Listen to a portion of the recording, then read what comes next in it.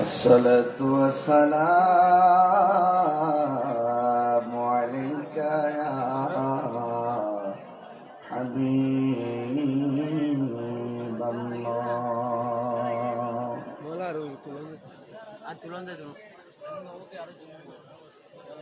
الصلاة والسلام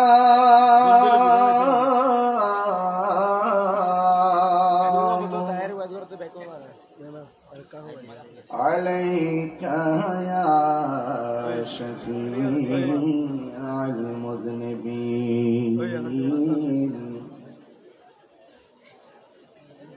الصلاة والسلام عليك يا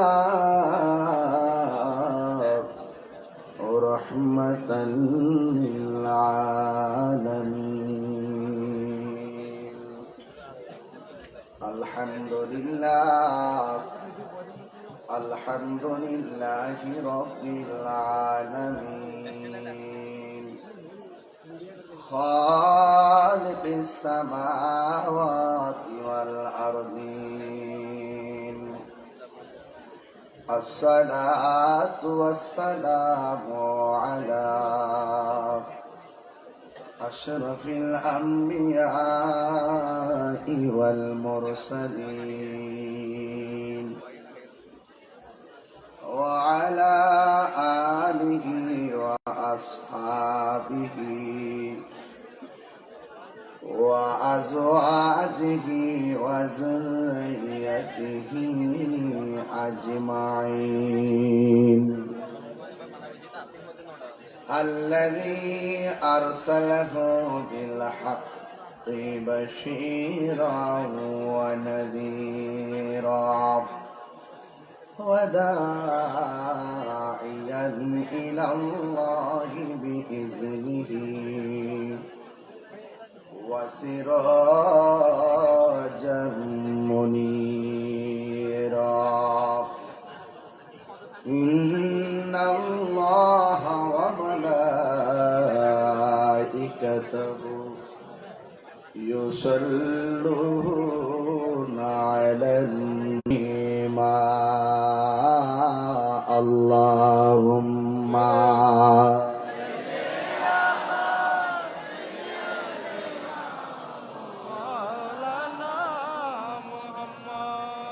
وعلى آل سيدنا. দরদ মাতা কণ্ঠে পড়ি আল্লাহুম্মা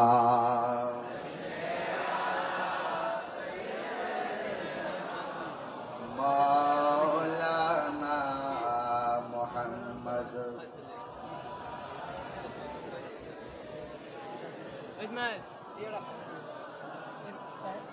খেনা খে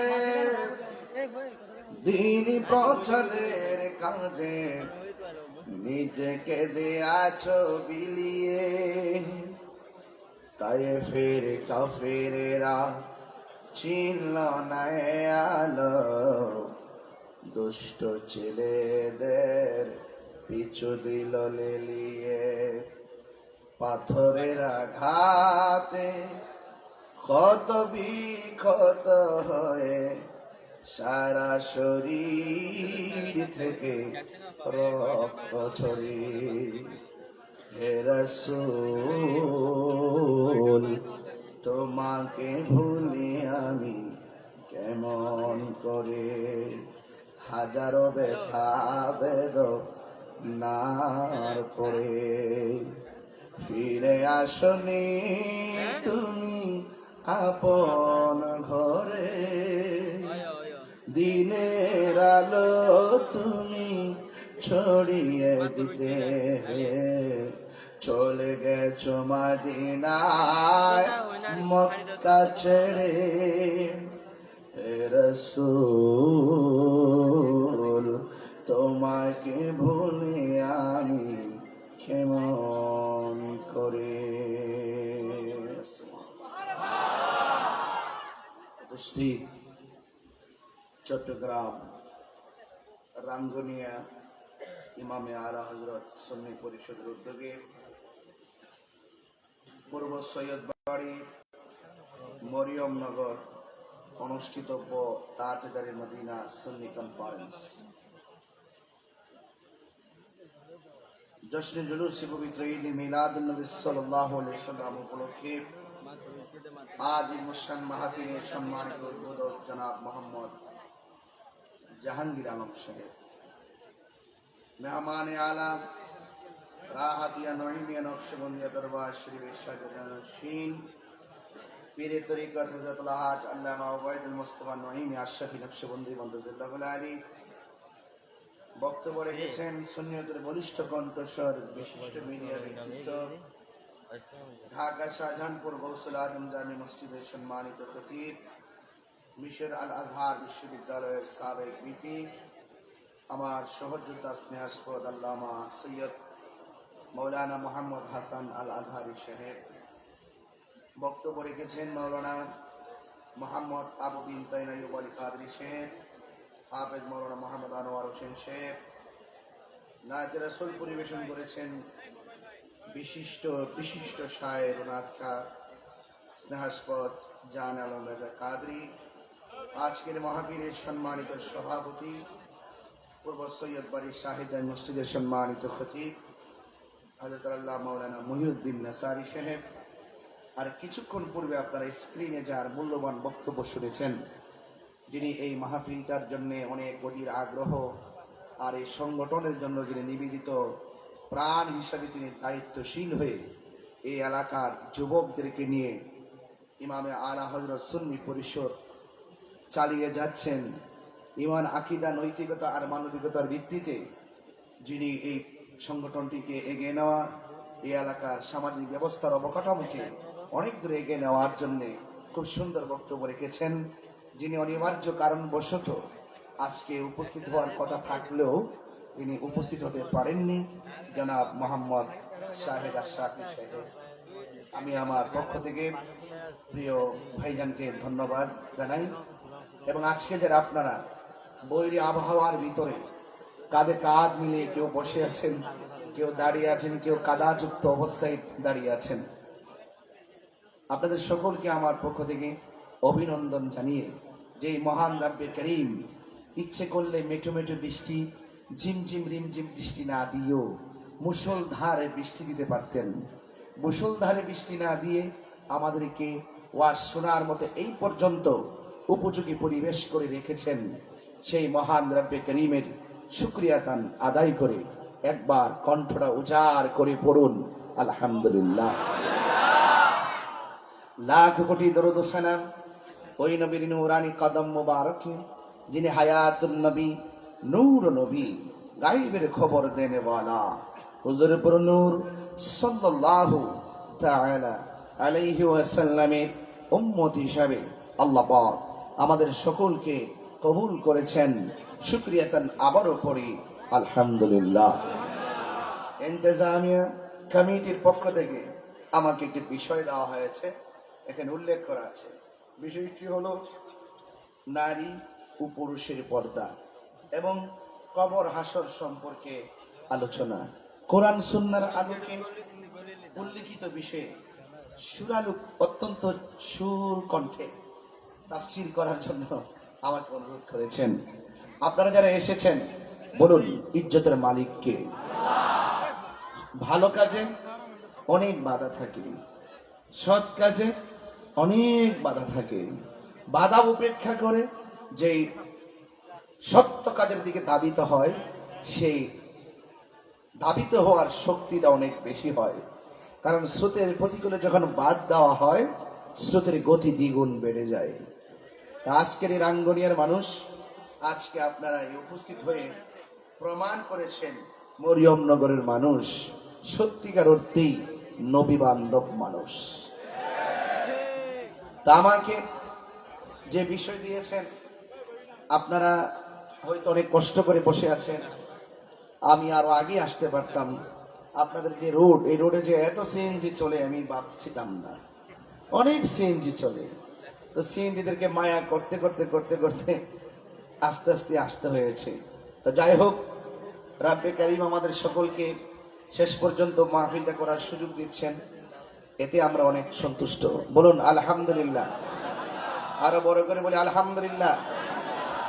আমাকে বিষয় দিয়েছেন নারী এবং পুরুষের পর্দা, কবর এবং হাসর।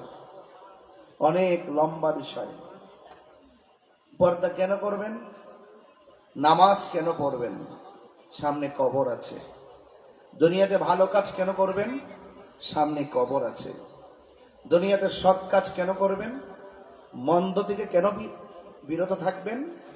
কারণ সামনে হাসর আছে।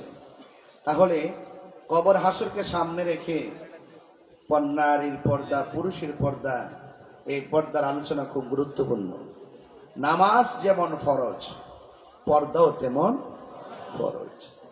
আমরা পর্দা বলতে অনেক সময় বুঝি নারীর পর্দা। আসলে কোরআনে এখানেও দেখেন, দিকে কাগজটা দেন, এখানেও উল্লেখ করেছেন সর্বপ্রথম নারী। নারীর কথাই বলেছেন নাকি? হ্যাঁ, নারী। আমরা সবসময় পর্দা বলতে নারীর পর্দাই বুঝি, অথচ আমার আল্লাহ কোরআনের মধ্যে নারীদেরকে পর্দা করার আগে পুরুষদেরকে পর্দার কথা বলেছেন। এটা আমরা অনেক সময় বুঝি না। সাউন্ডটা একটু উঠাই দেন, সাউন্ডটা একটু তুলে দেন, আমি যেন দূর থেকে কথা বলতে পারি। একটু তুলে দেন, চিকন করে বামটা বাড়াই দেন। আল্লাহ কোরআন কারীমের মধ্যে নারীদেরকে পর্দার কথা বলার আগে পুরুষদেরকে পর্দার কথা বলেছেন। কুলিল মুমিনিনা ইয়াগুদ্দু মিন আবসারিহিম ওয়া ইয়াহফাজনা ফুরুজাহুম। আল্লাহ পাক বলছেন, ও বন্ধু আপনি বলে দিন, পুরুষ মুমিন পুরুষ যেন তাদের চোখকে অবনত রাখে এবং নিজের ইজ্জতকে যেন হেফাজতে রাখে। সুবহানাল্লাহ বলবেন। এরপরে দ্বিতীয় স্টেপে আল্লাহ বলছেন, ওয়াকুলিল মুমিনাতি ইয়াগুদ্দুনা মিন আবসারিহিন্না ওয়া ইয়াহফাজনা ফুরুজাহুন্না। আল্লাহ বলছেন, ও বন্ধু আপনি বলে দিন, মুমিন নারীদেরকে বলে দিন, তারা যেন পর্দা করে, তারা যেন সতীত্বকে রক্ষা করে, তারা যেন চোখকে অবনত রাখে। কেন? এখানে লজ্জাস্থান বলার আগে চোখের কথা আগে বলেছেন। চোখ তো সবসময় খোলা থাকে, শরীর তো সবসময় ঢাকা থাকে। যেই চোখটা খোলা থাকে, এই চোখের পর্দার কথা কেন বলেছেন? চোখের পর্দার কথা এই জন্য বলেছেন, চোখ যে মনের কথা বলে, চোখ যে মনের কথা বলে। আপনি একটা মেয়েকে দেখেছেন অথবা একটা কুদৃষ্টি পড়েছে, আপনার চোখের নজর পড়ার পর আপনার ভিতরে শয়তান উকি মেরেছে। এই জন্য আল্লাহ রাব্বুল আলামিন এই পৃথিবীতে যত অন্যায় সংগঠিত হয়েছে, চোখে দেখার পরে আপনার মনের ভিতরে উকি দিয়েছে। তখন তৃতীয় স্টেপটা হলো আপনার সতীত্বের উপরে অ্যাটাক করেছে। তাহলে চোখ যদি নিয়ন্ত্রণ থাকে, তাহলে আপনার মনটা নিয়ন্ত্রণ থাকবে। এই জন্য আল্লাহ রাব্বুল আলামিন সর্বপ্রথম চোখের কথাই বলেছেন।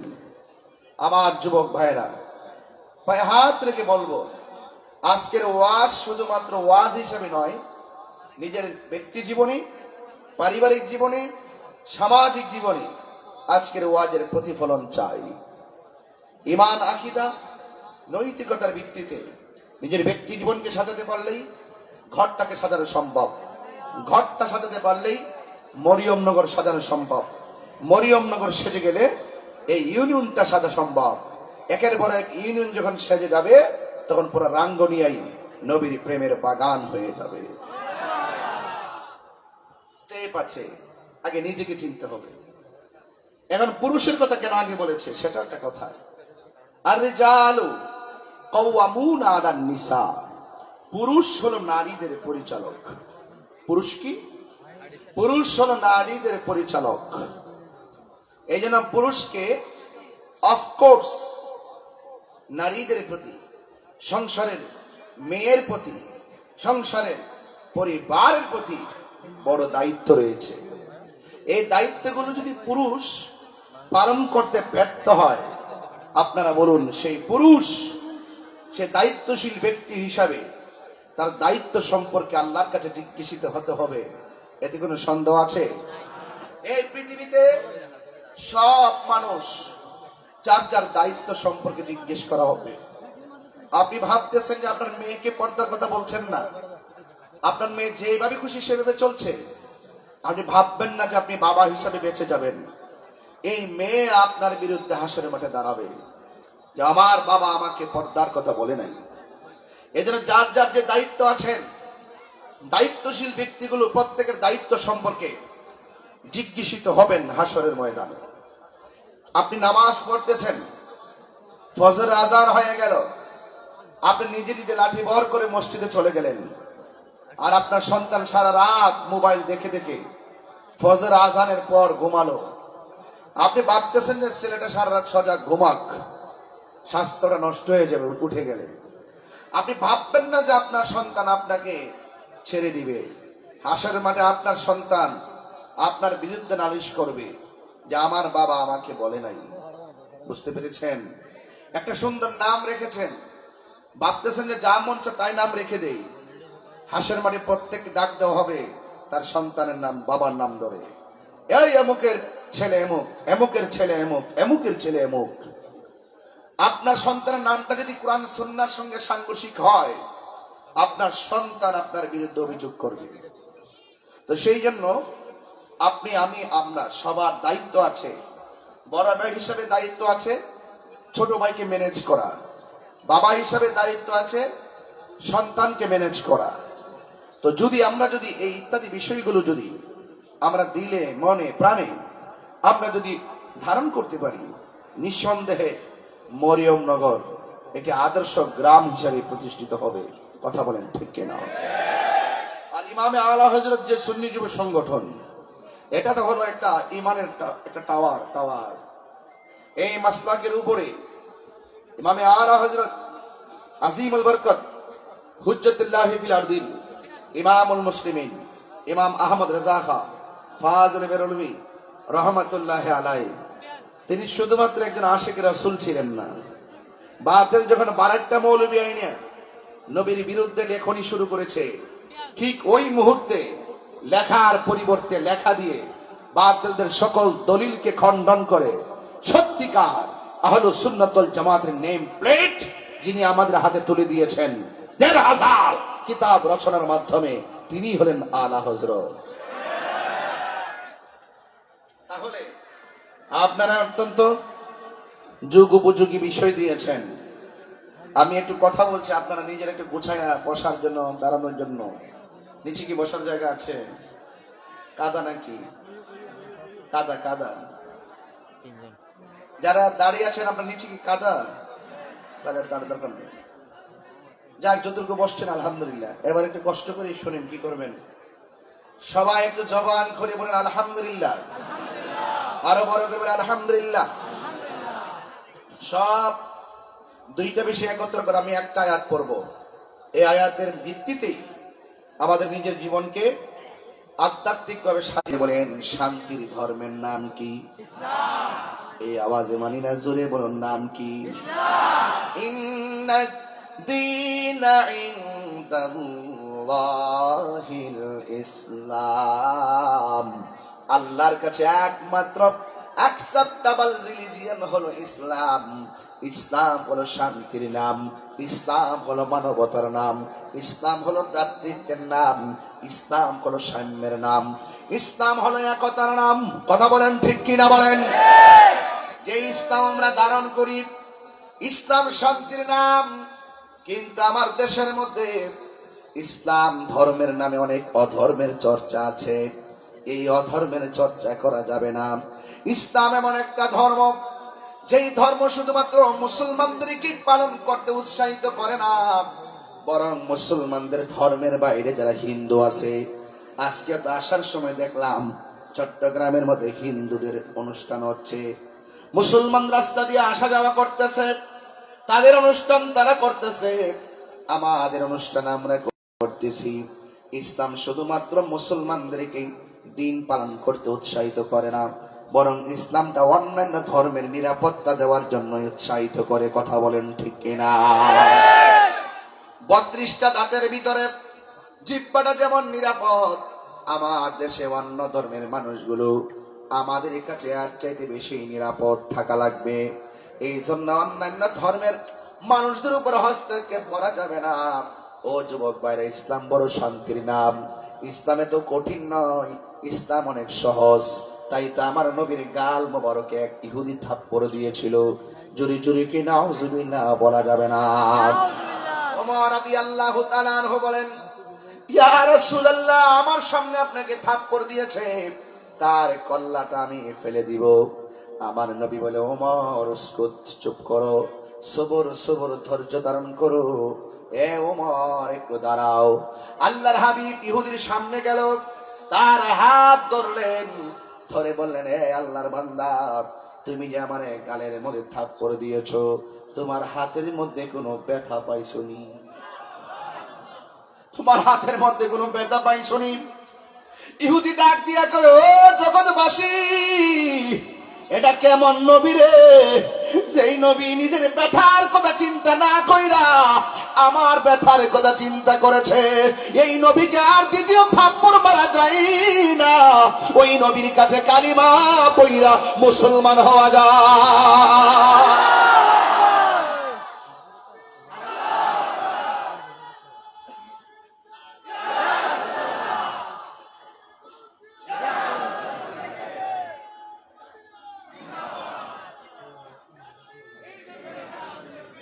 এই জন্য আমার যুবক ভাইয়েরা, ইসলাম প্রতিশোধের নাম নয়, ইসলাম ক্ষমা করে দেওয়ার নাম।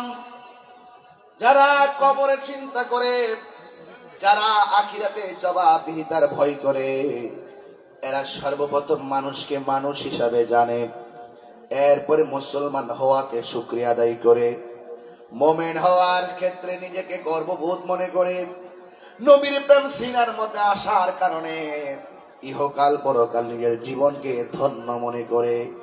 এই জন্য যুবক, আপনি মানুষকে মূল্যায়ন করা লাগবে। Humanity is the very important element for our life. মানুষের প্রতি মানুষের দরদ থাকা লাগবে।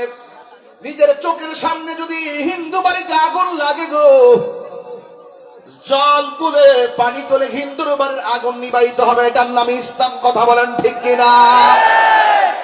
একটা হিন্দুর সন্তান যদি পানির মধ্যে পড়ে যায়, মুসলমান বলে পাশ কেটে যাওয়ার সুযোগ নাই। সর্বপ্রথম ইসলামের একটা অর্থ মানবতা। ওই বাচ্চাটারে ওই পানি থেকে উঠাইতে হবে, এটা হলো মানবতা। এই জন্য আমার যুবক ভাইয়েরা, অনুরোধ করে বলি, এই পৃথিবী ছেড়ে আমাদেরকে চলে যেতে হবে। আপনারা জবান খুলে বলুন, আমাদের আসল ঘরের নাম কি? এই আওয়াজে মানি না, জোরে বলুন কি? প্যান্ডেলের উপরে, আমাদের এই প্যান্ডেলে ওয়াটার প্রুফ আছে না নাই? কেন দিয়েছেন? পানি যেন না পড়ে। এটা একটা জান্নাতের ঘর, এই ঘরে যেন পানি না পড়ে। আরেকটা হলো বাড়িতে মরিয়মনগরে আপনার বসত ঘর, বসত ঘরের মধ্যে আপনি টিন দিয়েছেন কেন? পানি যেন না পড়ে। একটা বার কি চিন্তা করলেন না, মরিয়মনগরের গুরুস্থানে মানুষগুলো একা পড়ে আছে। মরিয়মনগরের আসল ঘরের ভিতরে পিপিলিকার গর্ত দিয়া পানি ঢুকতে ঢুকতে গলা পর্যন্ত পানিতে আপনার বাবা ভাসতেছে, মা ভাসতে। কথা ঠিক কিনা?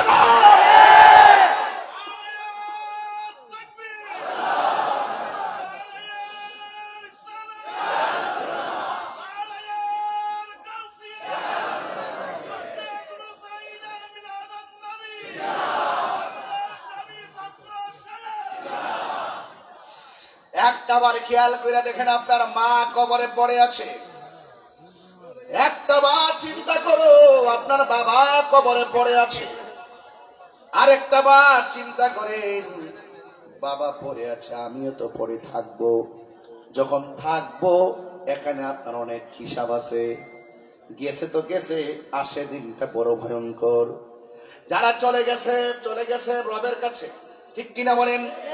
আল্লাহ রাব্বুল আলামিন বলেন, কাইফা تكفرون بالله وكنتم أمواتا فأحياكم ثم يميتكم ثم يحييكم ثم إليه ترجعون আল্লাহ বলে বান্দারে ও বান্দা তোমরা কেমন করে আমি আল্লাহকে অস্বীকার করছো আমি আল্লাহ তোমাকে নির্জীব জীবনের ভিতরে সজীব করেছি আমি আল্লাহ তোমাকে প্রাণ দিয়ে নিথর দেহকে আমি আলোকিত করেছি ঠিক কিনা বলেন না বাবা আমি আল্লাহ তোমাদের নির্জীব দেহটাকে সজীব করেছি নিষ্প্রাণ দেহটাকে আমি আল্লাহ প্রাণ দিয়ে সঞ্চার করেছি এরপরে তুমি কি হয়েছো আমি আল্লাহ তোমারে কখনো রাজত্ব দিয়েছি কখনো ছিনিয়ে নিয়েছি কুলিল্লাহুম্মা মালিকাল মুলকি তুতিল মুলকা মিম্মান তাশা আমার আল্লাহ রাব্বুল আলামিন যাকে ইচ্ছা মালিক বানায় দিয়েছে যার ইচ্ছা আমার আল্লাহ সম্মান দিয়ে দিয়েছে আমার মতন একটা লোক এত মূর্খ একটা মানুষ এত মুরব্বী এত আলেমদের সামনে চেয়ারে বসার মতো যোগ্যতা আমার নাই আল্লাহকে আমি আল্লাহ যখন চাই তখন হয়ে যায় আল্লাহ যখন চায় তখন হয়ে যায় এ যুবক আবু জাহিলরে মারতে যাইয়া বড় কামান ব্যবহার করে না ছোট্ট দুইটা বাচ্চা আবু জাহেলরা শেষ করে দিছে আর নমরুদ্দারে মারতে যাইয়া বিশাল বড় কামান ব্যবহার করে নাই ল্যাংড়া মশানাকে দিয়ে ঢুকাইয়া শেষ করে দিছে আল্লাহ বলেন আমি আল্লাহ ছাড় দেই কিন্তু ছেড়ে দেই না আমি আল্লাহর ধরা নরম নয় জবান খুলে বলেন আমার আল্লাহর ধরা শক্ত ঠিক কি না এই জন্য আল্লাহ রাব্বুল আলামিন বলে ও বান্দা তুই আমার কি অস্বীকার করবি ফাবি আই আলা ইয়া রাব بكما تكذبان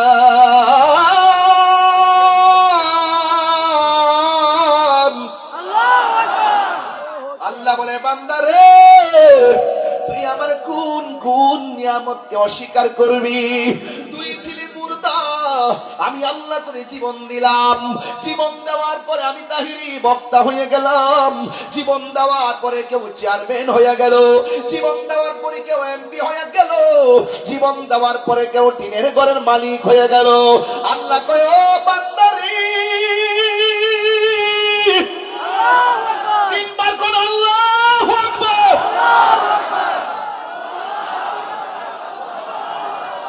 আমি আল্লাহ তোর সব দিছি এমনি দেই নাই দেওয়ার আগে তোর মায়া কইরা তোর চেহারাটারে আমি আল্লাহ বানাইছি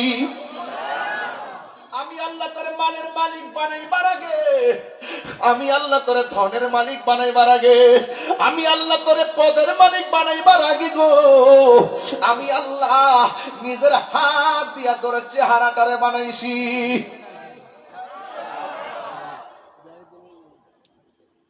আল্লাহ বলে বান্দারে তোর ভিতরে আমি আল্লাহ একটা জিহ্বা দিলাম জিহ্বা এই জিহ্বাটা শুকনা রাখলে তুই কথা বলতে পারতি না এই জিহ্বাটা শুকনা থাকলে তুই তৃষ্ণায় মরে যেতি আমি আল্লাহ জিহ্বার মধ্যে অথচ তোমার আমার থুতু দেখলে কেউ ঘৃণা করে আল্লাহ বলে এই থুতু দিয়া তোর জিহ্বাটার আমি জিন্দা রাখছি জোরে কন্যা সুবহানাল্লাহ আরে বাবা অন্যদিকে তাকানোর দরকার নেই শুধু নিজের দিকে তাকান আর কিচ্ছু লাগতো না শুধু দেহের বিশ্লেষণ করেন আর কিচ্ছু লাগতো না যেই ব্যক্তি নিজেকে নিজে চিনতে পারছে সে আমার আল্লাহকে চিনতে পেরেছে কথা ঠিক কিনা বলেন মান আরাফা নাফসাহু ফাকাদ আরাফা রাব্বাহু চিৎকার করে দেন মারহাবা এই জন্য আগে নো দাই সেলফ আগে নিজেকে চিনুন কোথায় ছিলাম কোথায় আসছি আবার কোথায় যাব বলেন তো দেখি প্রথম ছিলাম আল্লাহর কুদরতের উপরে এরপরে বাবা এবং মায়ের মাধ্যমে দুনিয়াতে আসলাম এরপরে আমরা একটা জায়গায় চলে যাব যে জায়গাটা হলো আখিরাতের প্রথম মঞ্জিল ওই জায়গার নাম হলো কবর আল্লাহ কয় বান্দা রে আমি আল্লাহ তোর সব দিয়েছি তুই একটা বাহাদুরি করস বালক যখন ঘুড়িটারে আকাশের মধ্যে উড়াইয়া দেয় আপনাদের এলাকায় কি বলে ঘুড়ি নাকি বালক যখন ঘুড়িটারে আকাশে উড়াইয়া দেখো বাতাসের তালে তালে ঘুড়িটা ডানে যায় বামে যায়। বালক যখন নাটার মধ্যে বেলুনের মধ্যে সুতাটারে বাঁধে, আস্তে আস্তে পড়তে থাকে, তখন ঘুড়িটা আস্তে আস্তে বালকের কাছে আসতে থাকে। আল্লাহ আমাদেরকে ঘুড়ির মতো উড়াইয়া দিছে গো। রাস্তা হলো দুইটা, একটা হলো ভালো রাস্তা আর একটা হলো মন্দ রাস্তা। দুইটা রাস্তা বোঝার জন্য আল্লাহ আপনার একটা বিবেক দিয়েছেন। এই জন্য দেখবেন সিএনজির পিছনে লেখা থাকে বিবেক হলো সবচেয়ে বড় আদালত। কেন লেখা থাকে জানেননি?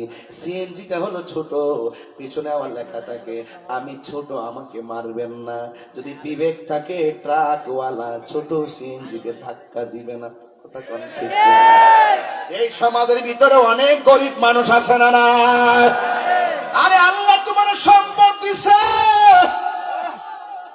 গরিবের বুকে লাথি দেওয়ার জন্য না। আল্লাহ তোমাকে সম্পদ দিছে পড়াই করার জন্য না। আল্লাহ বলে আমি সম্পদ দিয়ে ধরে পরীক্ষা করি। ঠিক না বলে? এই পরীক্ষা হলো, দুনিয়াটা হলো পরীক্ষার জায়গা। আল্লাহ বলে বান্দারে, ও বান্দা, তোরে আমি আল্লাহ সম্পদ দিলাম, বাড়ি দিলাম, গাড়ি দিলাম, সব দিলাম। এরপরে নিজের মধ্যে একটা ভাব হয়েছে, তাহিরি হুজুরের রিসিপশন করছে, একটা ভাব আসছে, আমার হাতে দুইটা রিসিপশন করে স্লোগান দিয়ে আমার ডাক্কে ডাক্কে স্লোগান দিয়ে আনছে। আমার মাঝে একটা ভাব আসছে, একমাত্র চেয়ার টাইম না আমার স্টেজে দিয়ে দিছে, আমার একটা ভাব আসছে। আল্লাহ কয় সব ভাব একটা থাবা মাইরা আমি কাইরা নিয়ে যাবো। ওই থাবার নাম হলো আল্লাহু আকবার। এই থাবা বুঝি আমার দাদারেও দিছে, এই থাবা বুঝি আমার আব্বারেও দিছে, এই থাবা বুঝি আপনার আম্মারও দিছে। ও আল্লাহ, এত মায়ার সাগর,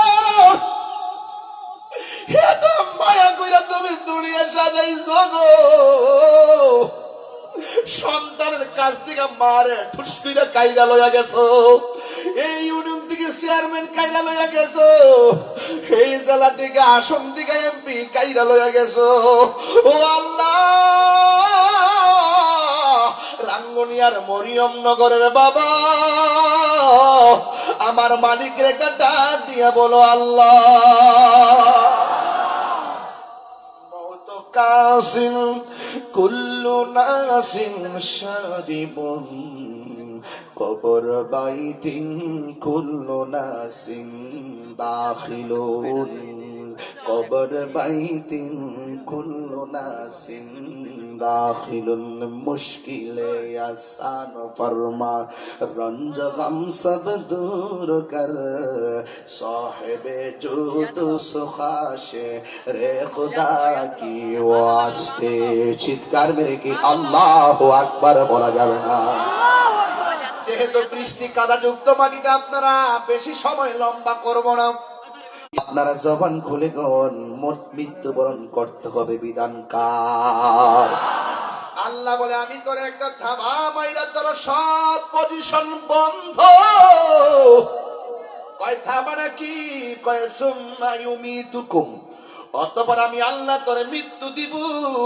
মরণ দেওয়ার পরে মরিয়ম নগরের মাইক দিয়ে এলান হবে একটি সুখ সংবাদ, মরিয়ম নগরে হিরাজিউন।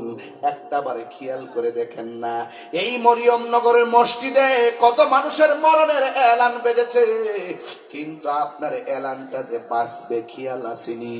যদি এটা খেয়াল থাকে টেন্ডার বাদী চলবে না, যদি এটা খেয়াল থাকে বেপরদা চলবে না, যদি ওই কথার খেয়াল থাকে বেনামাজি চলবে না, যদি ওই কথার খেয়াল থাকে মিথ্যা কথা চলবে না, ওই কথার খেয়াল থাকলে বেবিচার চলবে না গো। এই জন্যই মানুষ মরণের কঠিন আযাবের জবাবদিহিতা থেকে ভুলে গেছে। এই জন্য মানুষ 500 টাকা দিলে মানুষকে খুন কইরা ফালাই, এমন মানুষ সমাজে আছে না নাই? আপনি যাই করুন না কেন হিসাব আছে না নাই? আল্লাহ বলে ও বান্দা, আমি আল্লাহ তোরে দুনিয়ার মধ্যে পাঠাইছি। দেখেন আল্লাহ কত সুন্দর করে গাছগুলা বানাইছে। আল্লাযী খালাকাকা ফাসাওয়াকা ফাআদালাক ফি আইয়ি সূরাতিন মা শাআ রাক্কাবাক। আল্লাহ বলে বান্দারে, বান্দারে, ও বান্দা, তুই দুনিয়ায় চলবে, আমি আল্লাহ একটা সূর্য দিয়েছি। তুই রাতের বেলা ঘুমাবে, আমি আল্লাহ একটা চাঁদ দিয়েছি, তারকা দিয়েছি। তুই দুনিয়াতে অক্সিজেন নিবি, আমি আল্লাহ গাছপালা দিয়েছি। ও যুবকের দল, ও আমার বান্দারা, আমি আল্লাহ তোর জন্য সারা পৃথিবীটাকে সুন্দর করে সাজাইলাম। একটা বার শুধুমাত্র আসমানের দিকে তাকায় দেখ। প্রথম আসমানটা আমি লোহা দিয়া বানাইছি, দ্বিতীয় আকাশটা আমি পাথর দিয়া বানাইছি, তৃতীয় আসমানটা স্বর্ণ দিয়া বানাইছি, এরপরের আসমানটা ইয়াকুত পাথর দিয়া বানাইছি। একটা আসমান থেকে আর একটা আসমানের দূরত্ব হলো 500 বছর রাস্তা। আল্লাহ কয় বান্দা রে, একটা বার আসমানের দিকে তাকাস না, আমি কেডা আর তুই কেডা? আপনি বাধ্য হবেন, আল্লাহ তুমি আমার খালেক, আমি তোমার মখলুক। কয় কেন? ও আল্লাহ,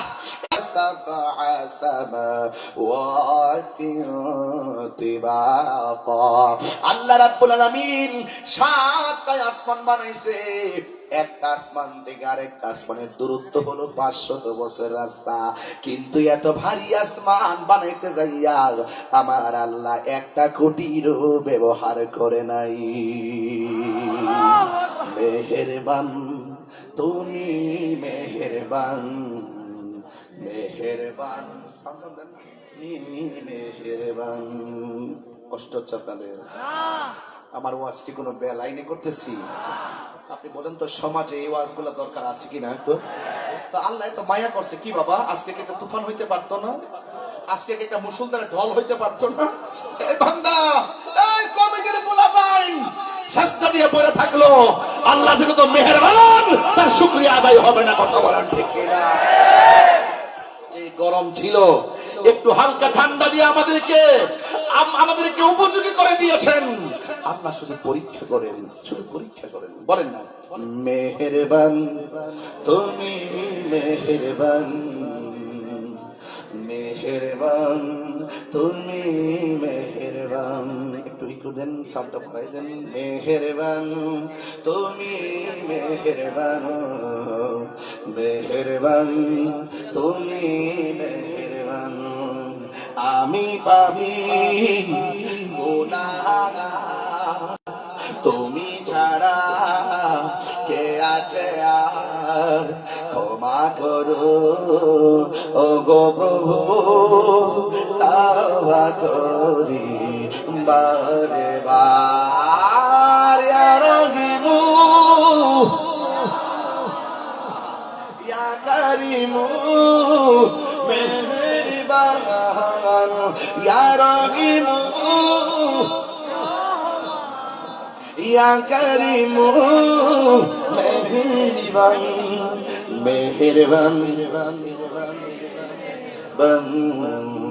মেহেরবান তুমি, মেহেরবান, মেহেরবান তুমি, মেহেরবান, মেহেরবান।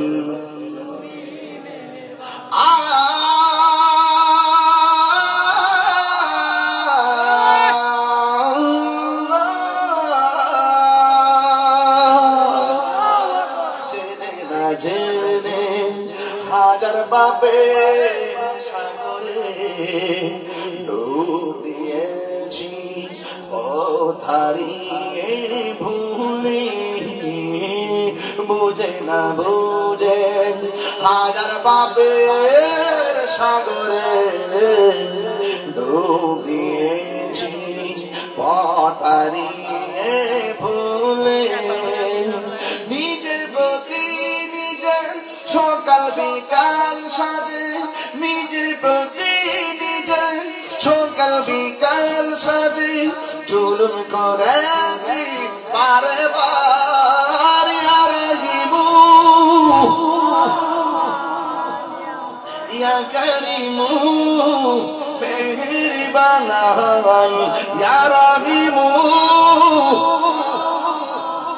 ইয়া কারিমু মেহেরবান।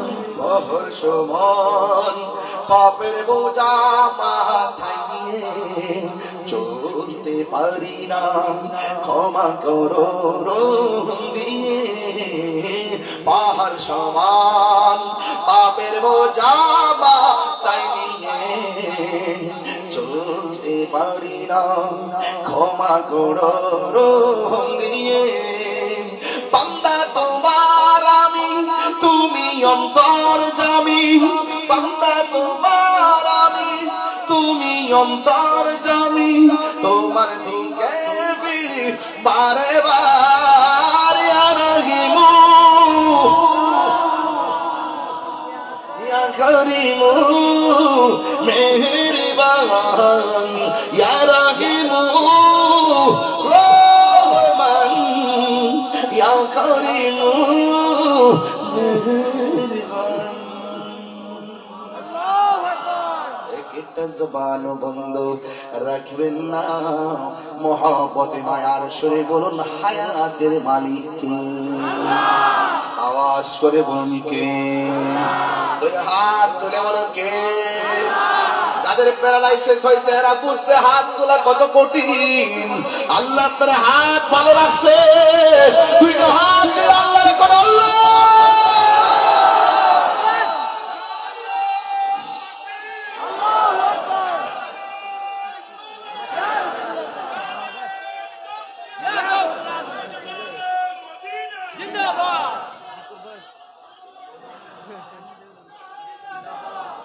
আল্লাহু আকবার বলেন। কষ্ট হচ্ছে না তো আপনাদের? বলুন আসল ঘরের নাম কি? এটা বড় করে বলুন, আসল ঘরের নাম কি? কবরটা কি এলাকা অনেক দূরে নাকি কাছাকাছি গুরুস্থান আছে না নাই? বিশ্বাস করেন তো আমার কথা? আমার কথা বিশ্বাস করেন তো? আমি যেটা বলতেছি বিশ্বাস করতেছেন তো? আজকে আপনার আম্মা কবর থেকে তাকিয়ে আছে, আপনি তার জন্য একটু দোয়া করেন কিনা? আপনার বাপটা কবর থেকে আজকে মরিয়মনগর মাহফিলে তাকিয়ে আছে, আপনার বাবার জন্য আপনি দোয়া করেন কিনা? স্ত্রীটা তাকিয়ে আছে আজকে মরিয়মনগর মাহফিলে, আমার স্বামী আমার জন্য দোয়া করে কিনা? আজকে আমরা যতটুকু খুশি, এর চাইতে বেশি খুশি হলো কবরবাসী। আপনারা ভাবতেছেন তাড়াতাড়ি মাহফিল শেষ করো, আর কবরবাসী বলতেছে না না না, যত জিকির করতেছো, যত আল্লাহর ডাকতেছো, এই এলাকায় রহমত বিরাজ করতেছে। এই এলাকার মাহফিল কি নিয়ামত না কিয়ামত? এই নিয়ামত আমরা ধরে রাখতে চাই কি চাই না? আরো জন বলুন চাই কি চাই না? বলুন হায়াতের মালিককে। আল্লাহ বলছেন ওয়ামা তাদরি নাফসুন বিআইয়ি আরদিন তামুত। আল্লাহ বলে বান্দারে তোমরা তো জানো না কোন জায়গায় তোমাদের কাছে আজরাইল চলে আসবে, কোন জায়গায় তোমার কাছে আজরাইল চলে আসবে। তুমি মনে করো না মাটির নিচে কি গোপন থাকলে সেখানে আজরাইল যাবে না। তুমি মনে করো না দেশ থেকে বাহিরে চলে গেলেই তোমার কাছে আজরাইল যাবে না। আল্লাহর কোরআন সাক্ষী দিচ্ছে তোমার মরণ যেখানে লেখা আছে সেই জায়গার মধ্যে মালাকুল মউত আজরাইল সামনে হাজির হয়ে যাবে। ও বন্ধুরে, আমার দাদার আনুষ্ঠানিকতা যা ছিল আমার আনুষ্ঠানিকতা তাই হবে। দাদা মারা যাওয়ার পরে এলান হলো, আমি মারা যাওয়ার পরে এলান হবে। দাদা মারা যাওয়ার পরে গোসল হলো, আমি মারা যাওয়ার পরে গোসল দিবে। দাদা মারা যাওয়ার পরে বড়ই পাতার গরম জল করছেন, আমি মারা গেলে আপনি মারা গেল বড়ই পাতার গরম জল হবে। আপনি মারা গেলে মরিয়মনগর বাজারের থেকে সাদা কাপড় চলে আসবে, যেই কাপড়ের মধ্যে কোনো পকেট নাই, যেই কাপড়ের মধ্যে কোনো সেলাই নাই। কথা বলেন না ঠিক কিনা? ওই কাপড় আমার জন্য রেডি। পাশের যারা পাশ পাইকা লাল হয়ে রয়েছে, কোন দিন যেন আপনার কবর সানি হইতে চলে আসে। আল্লাহ বলে বান্দারি ওয়ামা তাদরি নাফসুন বিআইয়ি আরদিন তামুত। তুমি তো জানো না কোন জায়গার মধ্যে তোমার মরণ হবে। আল্লাহ রাব্বুল আলামিন কয় বান্দা আমি আল্লাহ তোরে এত সুন্দর করে বানাইলাম।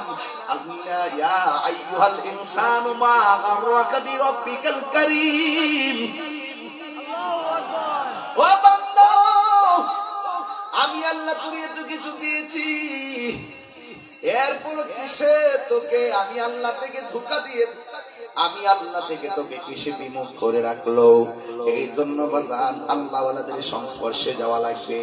আমার আল্লাহ বলেন তোরে আমি আল্লাহ একটা থাবা দিব, এটার নাম মরণ। এই মরণটা সাধারণ না রে বাবা। 2 মিনিট মুখ আর নাকটাকে বন্ধ করে রাখেন, দেখবেন জানটা বের হয়ে যাবে। একটু শ্বাস প্রশ্বাস কষ্ট হলে মানুষ ইনহেলার ব্যবহার করে শ্বাসটা সুন্দর করে ফেলার জন্য। একটু শ্বাস কষ্ট হলে কত ধরনের অক্সিজেন লাগাই দেরে বাজান। এই জন্য আমার যুবক ভাইরা সুস্থ থাকা অবস্থায় জীবনে স্বাধীনভাবে কত শ্বাস নিয়েছেন, 1 টাকা বিল দেওয়া লাগে নাই। আইসিইউতে গেলে বোঝা যায় কত মাসে কত দিন, কথা কোন ঠিক না রে বাবা। আইসিইউর মধ্যে গেলে বোঝা যায় এই শ্বাস ফেলার মূল্য কত। আপনি এখন শ্বাস ফেলছেন, 1 টাকা বিল দেওয়া লাগে না। বাতাস খাইতেছেন, বাহিরের বাতাসে 1 টাকা বিল দেওয়া লাগে না। একদিন আজরাইল আইসা শ্বাসটার মধ্যে চাপা দিয়া ধরবো, নাকটার মধ্যে চাপা দিয়া ধরবো, মুখটার মধ্যে চাপা দিয়া ধরবো, হাড্ডি গুলা এমন ভাবে গুড়া বানাই ফেলবো, আপনার পায়খানা করে বিছানা বাসাই দিবেন, প্রস্রাব করে বিছানা বাসাই দিবেন। আল্লাহর হাবিব বলে মরণ বড় কঠিন, মরণ বড় কঠিন। আজরাইল যখন তোমার সামনে চলে আসবে, আমার পাশে মা বসা, ভাই বসা, বোন বসা, কেউ আমার মরণের সার্জারি টের পাবে না। আজরাইল এত বড় ঘরের ভিতরে কোন ফাঁকে ঢুকলো, কোন ফাঁকে আমার রুহটারে নিয়ে গেল, আমরা যারা পরিমাণ টের পাবো না। কুল্লু নাফসিন যায়িকাতুল মাউত, সব প্রাণীকে মৃত্যুর স্বাদ গ্রহণ করা লাগবে। বন্ধুগণ, কেন তাহিরি হুজুর ঈমানের কথা বলে, কেন মরিয়মনগরের মানুষ ঈদ মিলাদুন নবী পালন করে? আমার নবীকে খুশি করতে কেন চাই?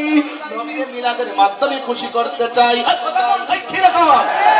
নবীকে আমরা জুলুসের মাধ্যমে খুশি করতে চাই, নবীকে আমরা সালামের মাধ্যমে খুশি করতে চাই, নবীকে আমরা দরুদের মাধ্যমে খুশি করতে চাই, নবীকে আমরা কিয়ামের মাধ্যমে খুশি করতে চাই, নবীকে আমরা সানায়ে মুস্তফার প্রদর্শনের মাধ্যমে খুশি করতে চাই। কেন কেন? আমার নবী বলে উম্মত আজরাইল যখন আসবে ওই সময়ের ভিতরে আমার নবীর দিদার যদি নসিব হইয়া যায়, সুবহানাল্লাহ, নবীর দিদার যদি নসিব হইয়া যায়, এমন নসিব আমরা রইব নি, এমন নসিব রাঙ্গুনিয়ার বাবাদের রইব নি গো ইয়া রাসূলুল্লাহ। যারা আপনার মহব্বতে কাদাযুক্ত মাটির মধ্যে দাঁড়ায় রইছে, আমরা কিছুই চাই না, একটা বার আপনার দিদার চাই। কিশোর বয়সে না পাইলে আপত্তি করি না, যৌবন বয়সে না পাইলে আপত্তি করি না, বুড়া কালো না পাইলে আপত্তি করি না। কথা দেন গো নবী, মরণের কালে আপনার দিদার নসিব হইব নি। আমার মরণের কত দিন বাকি আমি জানিলাম না গো আল্লাহ, মরণের কত দিন বাকি। আজকে মরণ আসতে পারে কি পারে না? আর আজরাইল আসিয়া যখন কষ্টে দিবা দরি, আজরাইল আসিয়া যখন কষ্টে দিবা দরি, তখন আমার মনা ভাই করবা লোকালোকি আমি জানিলাম না গো আল্লাহ, মরণের কত দিন বাকি, আমার মরণের কত দিন বাকি আমি জানিলাম না গো আল্লাহ, মরণের কত দিন বাকি। আর 40 দিনের আগে ভাইরে মতের নিশানি, সুবহানাল্লাহ বলেন না? আরে 40 দিনের আগে ভাইরে মতের নিশানি, যেই জায়গা যার মরণ লেখা সেই জায়গা সে মরে আমি জানি না। এই বুঝেন ওয়াজ বুঝেন তো? আপনার মৃত্যু কোথায় হবে আপনি কি জানেন? কথা না জানেন? যেই জায়গা যার মরণ লেখা সেই জায়গা সে মরে আমি জানিলাম না গো আল্লাহ মরণের কত দিন বাকি আমার মরণের কত দিন বাকি আমি জানিলাম না গো আল্লাহ মরণের কত দিন বাকি জোরে জোরে কি আল্লাহু আকবার বলা যাবে না?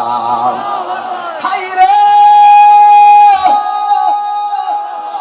ও রামগুনিয়ার বাবা,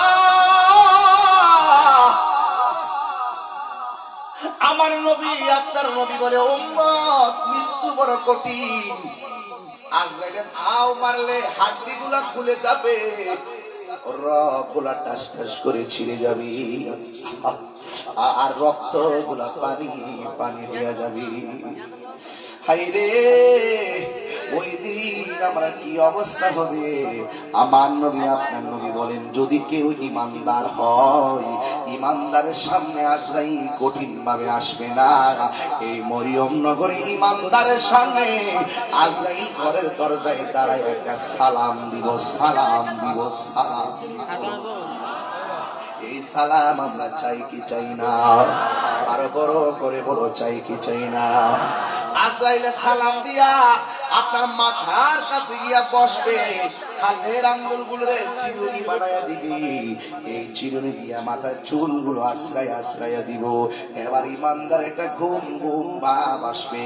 এবার আজরাইলে কানের কাছে মুখটা লাগায় কইব আল্লাহর বান্দা আমি এসেছি তোমার রূহ এখন নিয়ে যাব। ইমানদার বলবে আর দিদি কইরো না গো, তাড়াতাড়ি লইয়া যাও, আমার আল্লাহ এবং নবীর সঙ্গে দিদারের জন্য মনটা পাগল পাগল হইয়া রয়েছে। আমরা নবীর দিদার চাই কি চাই না? আরো বড় করে বলুন চাই কিনা? এবার ইমানদারের রূহটা যখন হাত দিবে আল্লাহ একটা ফেরেশতারে ডাক দিয়া বলো, ফেরেশতারে আমার প্রেমিকের রূহটা বের করবে।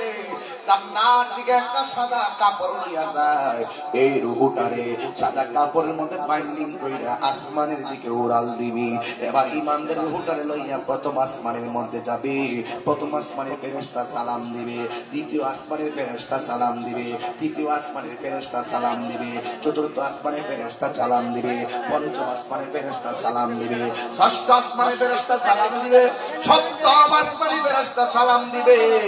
আল্লাহ ইয়া আইয়াতুহান নাফসুল মুতমাইন্না ইরজিই ইলা রাব্বিকি রাদিয়াতান মারদিয়া ফাদখুলি ফি ইবাদি ওয়াদখুলি জান্নাতি। আমি যে মাঝে মাঝে কোরআন শরীফ পড়ি আপনার খারাপ লাগে? আমি কিন্তু আসলে হাফেজ না, অনেক আয়াত পারি না, অনেক আয়াত ভুল হয়, ধরাই দিয়েন আমি খুশি হব। ভুল হলে ধরাই দেন খুশি হব। আপনারা বলুন ইজ্জতের মালিক কেডা? আল্লাহ ডাক দিয়া বলো, ও ফেরেশতা সপ্তম আকাশ পাড়ি দিয়েছো, রাখো। আমার আল্লাহ সপ্ত আকাশের উপরে ইমানদারের রূহের জন্য আমার আল্লাহ একটা বাড়ি বানায়া দিবে, যেই বাড়ির নাম হলো ইল্লিন। জোরে জোরে কি সুবহানাল্লাহ বলা যাবে না? এই দিক দিয়া মরিয়ম নগরে লাশটারে দাফন করার জন্য আনুষ্ঠানিকতা শুরু হয়ে গেল। কুসকুসা বানাছে না নাই? আপনি এলাকায় কিসা বান্ধে? লাকসা বান্ধে। আমরা এলাকার মধ্যে কসকুসা বান্ধে অনেক আগে থেকে এটার রসম চলছে। বন্ধু কসকুসা বান্ধিয়া শরীরটারে ডলে, বেশি গরম পানি দেয় না, বেশি ঠান্ডা পানি দেয় না, আর লাশের মধ্যে জোরে ধরার সমস্যা আছে, মায়া করে ধরতে হবে। মারা যাওয়ার পরে একটা বেত দিয়ে আঘাত করা লাশের নিষেধ আছে। বড় কষ্ট লাগছে যখন একটা মরা মানুষে কবর দিকে তৈরি লাগায় আগুন ধরায় দিছে। কথা কোন দুঃখ রাখমু করি, এই কথাগুলো কইলে মানুষকে আমি উস্কানি দিই। আমি বুঝি উস্কানি দিই, তাহিরি উস্কানি দেয়, তাহিরি বাংলাদেশ উস্কানি দেয়। গত 5 আগস্টের পর থেকে আমার বহুত বুঝাইছে, বুঝাইতে বুঝাইতে বুঝাই করে একদম বড় উপর থেকে নিচ পর্যন্ত শুধু বুঝাইছে। আমি তো আমার বুঝাই লাভ নাই, আমি যেটা সত্য সেটা বলবো। একটা মানুষ মারা যাওয়ার পরে তার হিসাব করবে আল্লাহ তাআলা, কথা কোন ঠিক না বেটি? সে জীবিত অবস্থা যদি নিজের ইমাম মেহেদী দাবি করে বন্ড হয়ে থাকে, ইমাম মেহেদী দাবি করে থাকে, ওই সময় মামলা করলাম না কেন? ওই সময় সামাজিক বিচার করলাম না কেন? লোকটা মরে গেছে, বিচার আল্লাহ করবো। কবর থেকে লাশটা তুললে না গায়ের মধ্যে আগুন ধরাই দিছ, এই বাংলাদেশের ইতিহাসকে তুমি কলঙ্ক করে দিয়েছো, কথা বলেন।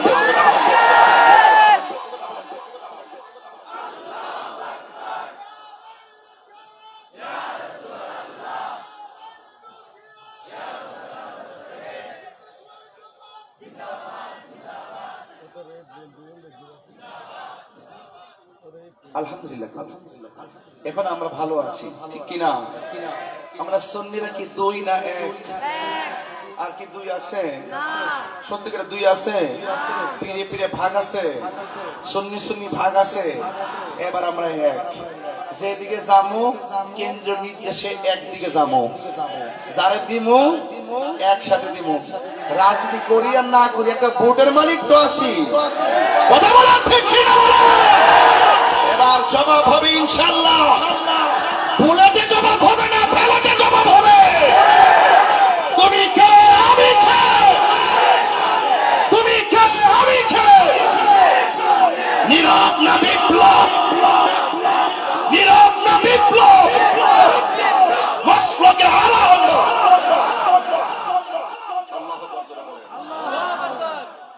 আমি আজকে রাগ করে জেদ করে কণ্ঠ চুরে চিৎকার মানে ওয়াজ করতে আসি নাই।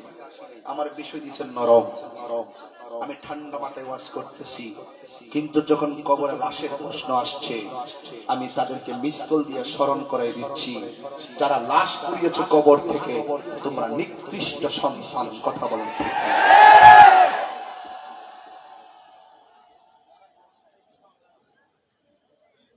শুধু আমরাই প্রতিবাদ করলাম, আর অন্যান্য মৌলবীরা প্রতিবাদ করে না। ইটস মাস্ট বি রিপিটেড, বড়ই পরিতাপের বিষয়। হক কথা তিক্ত হলে বলতে হবে, হক কথা তিক্ত হলে বলতে হবে। আল হক মুররুন, সত্য তিক্ত হলে বলতে হবে। আমার কবরে এমপি সাহেব যাবে না, আমার কবরে মন্ত্রী সাহেব যাবে না, আমার কবরে চেয়ারম্যান সাহেব যাবে না, আমার কবরে কোন নেতা যাবে না। وبشر الذين آمنوا وعملوا الصالحات أن لهم جنات تجري من تحتها الأنهار। আমার ঈমান, আমার আমল আমার সাথে যদি থাকে, এই পৃথিবীর কেউ লাগবে না। রাসূল বলেন, তোর কবরে আমি রাসূল সশরীরে হাজির হয়ে যাব।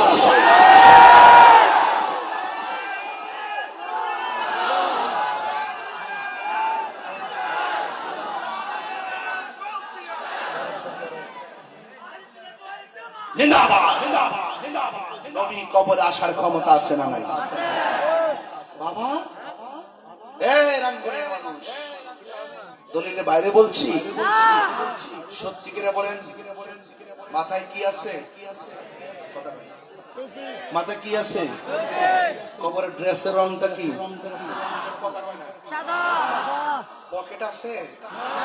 সেলাই আছে? পুরুষের কয়টা?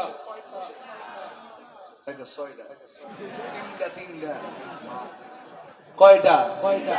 পুরুষের কয়টা? মহিলারা কয়টা? 5টা। কিনলে কেরে 2 রকম কেন? লাল কাপড় হলুদ কাপড় থাকা অবস্থায় সাদা কাপড় কেন? কত গাছের পাতা আছে, বড়ই পাতা কেন? এটা মৌলবীরা কয়, জানলা না কইতো? এরা জানে ডলার খাইতো, ডলার ডলার পাইলে সব বইলা জায়গা, কথা বলে বন্ধ হয়ে জায়গা, ওখানে আর কেউ কথা কয় না, কথা কোন ঠিক না বেটি? এই জন্য পরিষ্কার কথা, সুন্নিরা আগে যেমন ছিল এখন তেমনই আছে, ভবিষ্যতে তেমনই থাকবে। সুন্নিরা মরে যাবে, মরার আগ পর্যন্ত হকের পথে লড়ে যাবে, কথা বলেন ঠিক না বেটি? আমি কাউকে আঘাত করা আমার উদ্দেশ্য নয়, আমি শুধু বলতে চাই, একদিন মরে যেতে হারিয়ে যাব, একদিন আমি রবনায় ভুবন চিরদিন। সুবহানাল্লাহ। ক্ষমা করে দিও তোমরা আমায়, বলো তোমরা আমায়। ভুল করে থাকি যদি কোনো দিন, হারিয়ে যাব আর বনায় ভুবন চিরদিন। বাঁশ বাগান আছে আপনাদের এলাকায়? বাবাদের বাঁশ যার আছে, বাঁশি বাগানে বা গুরুস্থানে হয়তো দিবে নূরে কবর। একটু হাত দিলে না? বাঁশি বাগানে বা গুরুস্থানে হয়তো দিবে নূরে কবর। তোমরা আমায় যাবে ভুলে, রাখিবে না জানি কোন খবর। পড়বে কি মনে আমার কথা, ফেলবে কি অস্ত্র কোনো দিন, হারিয়ে রব নাই ভুবন চিরদিন। বললো হারিয়ে যাব একদিন, রব নাই ভুবন চিরদিন। ক্ষমা করে দিও তোমরা আমায়, বলো ক্ষমা করে দিও তোমরা আমায়। ভুল করে থাকি যদি কোনো দিন, হারিয়ে যাব একদিন আমি, রব নাই ভুবন চিরদিন। জোরে জোরে কি আল্লাহু আকবার বলা যাবে না?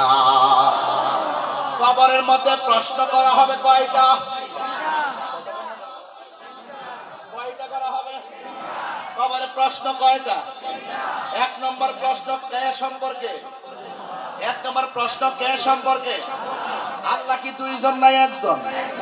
আমরা কি মাজারে গিয়ে সাজদা করি? আল্লাহ ছাড়া কাহার কাছে মাথা নত করি? তাইলে আজকে যারা আমাদেরকে মাজার পূজারে বলে, এরা আমাদের উপরে গায়ে পইরা টেক দেয়, গায়ে পইরা ঝগড়া করে, গায়ে পইরা অপবাদ দেয়। দেখছেন না কিছু কিছু ফেসবুকের আছে গুজব ছড়ায় আমাদের মান সম্মান ক্ষুণ্ণ করার জন্য। ওরা নিজের থেকে বানায়া বানায় আমার উপরে মিথ্যা অপবাদ দেয়। এমন লোক সমাজে আছে না নাই? তাইলে মার রব্বুক, আমাদের রবকে, ওয়া ইলাহুকুম ইলাহুন ওয়াহিদুন লা ইলাহা ইল্লা হুয়ার রাহমানুর রাহিম।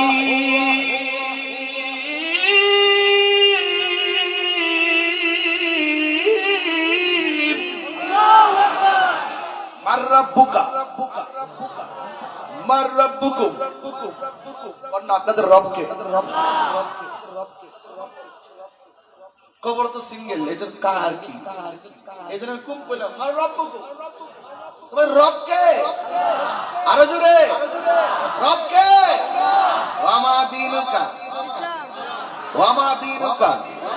ওয়াদের শুরুতে ইসলাম বলছিলাম কিনা? আর বলছিলাম কিনা? কবরের সেই জিজ্ঞাসা আছে না ভাই? দুনিয়ায় থাকা অবস্থায় রবকে চিনতে হবে। Allah is our almighty and creator.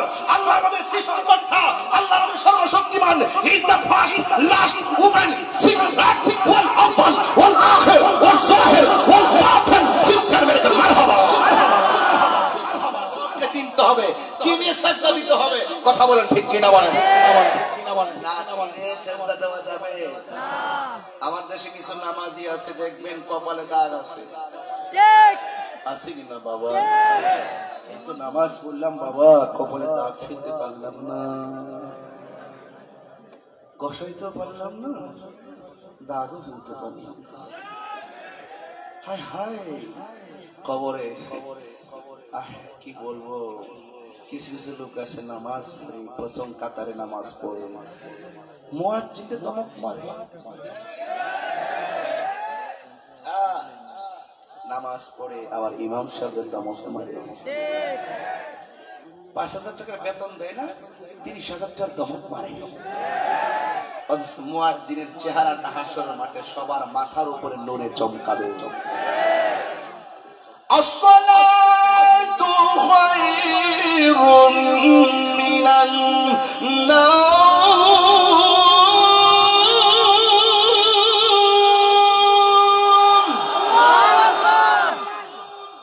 মুয়াজ্জিনের জিগাও জীবনে কত ঘুম ভাঙ্গা ভাঙ্গা আযানটা দিছে, আর তুমি 7 দিনের মধ্যে 3 দিন হইতা তাও জ্বর 99 হইলে ইমাম সাহেব কই, ইমাম সাহেব শরীরটা বেশি ভালো না, জ্বর উঠছে, মানে ইমাম সাহেব একটা বুঝতে আর কি যে হাজির সাহেব নামাজ না পড়ে কেমনে করে ঘুমাইলো, এটা বুঝতে আমার জ্বর, অথচ তার মনের খবর জানে কেডা?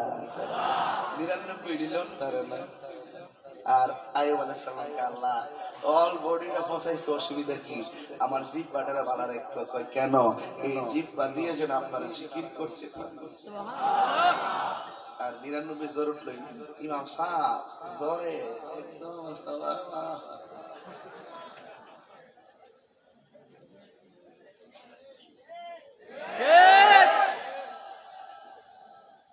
জ্বর উঠছে, আবার জ্বরটা ভালো হয়ে যায়, তখন ইমাম সাহেব আবার বাঁটলো, ফ্যানটা বুঝছেন নাকি? কি করেন আপনারা? চাকরি বাকরি করেন, মসজিদে ময়লা কেন? ভাগ্য ভালো রে, আমার সামনে কেউ কয় না। আমি যতদিন ছিলাম বাঘের মতন ছিলাম, কেউ আমার সামনে মাতবরি করার সুযোগ পাইছে না। যদি আমারে বলতে পারেন যে এই যে এইদিকে, দয়া করে আপনি মুছে দেন, কারণ ইমাম হলো সমাজের বাদশাহ, ইমাম হলো সমাজের আমির, ইমাম হলো সমাজের সবচেয়ে বড় নেতা। ইমাম সাহেব পেটের তাই ইমামতি করে না, যে ইমামটা 8,000 টাকা বেতন পায় সে যদি সিএনজি চালায় মাসে 30,000 টাকা রুজি করতে পারবে। কথা বলতে তাহারা দেওয়ার জন্য নামাজের ইমামতির পদ বেছে নিয়েছে। কথা বলেন ঠিক না বেঠিক? ইমাম সাহেবের দমক মারে, 60 টাকার বেতন দে, 30 টাকার দমক মারে। আবার খবর নিয়ে দেখলাম তাই না, শুক্র নাম্বার 1। এখন তো কোন মৌলবীরা সুদের ওয়াজ করে না, এর সব আল্লাহর ওলি, নীরবে নীরবে আছে, কোন রকম জান্ডা আছে, এটা আছে। একজনের স্টেজে বইলি তো তাফসিরে ইন্ডিয়া, তাফসিরে পাকিস্তান, স্টেজে বইলি তো তাফসিরে আমেরিকা, তাফসিরে পিয়ার পদ্ধতি, কত যে নাডিঙ্গি ডুডিঙ্গি চলতেছে। দীর্ঘদিন পরে হলো এখন জাতি বুঝতে পেরেছে এই দেশে একমাত্র চরিক পিয়ার কিয়া একমাত্র দল সুন্নাত ওয়াল জামাত।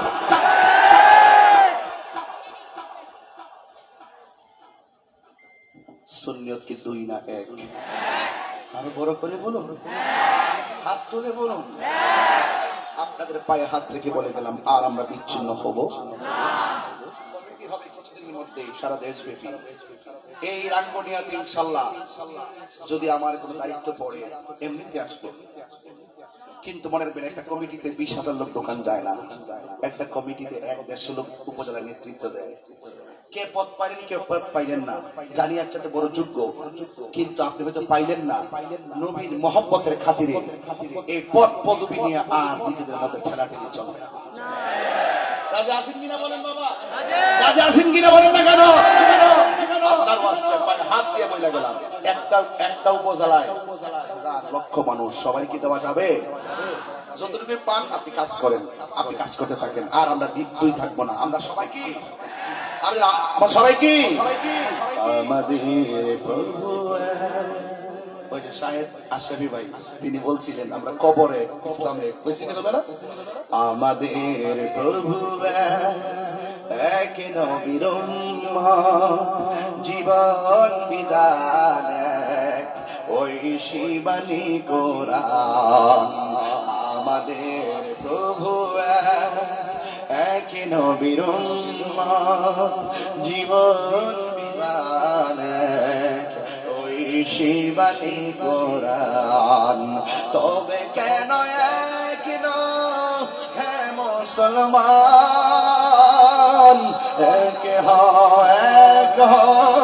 করিয়া আহ্বান, ঠিক না?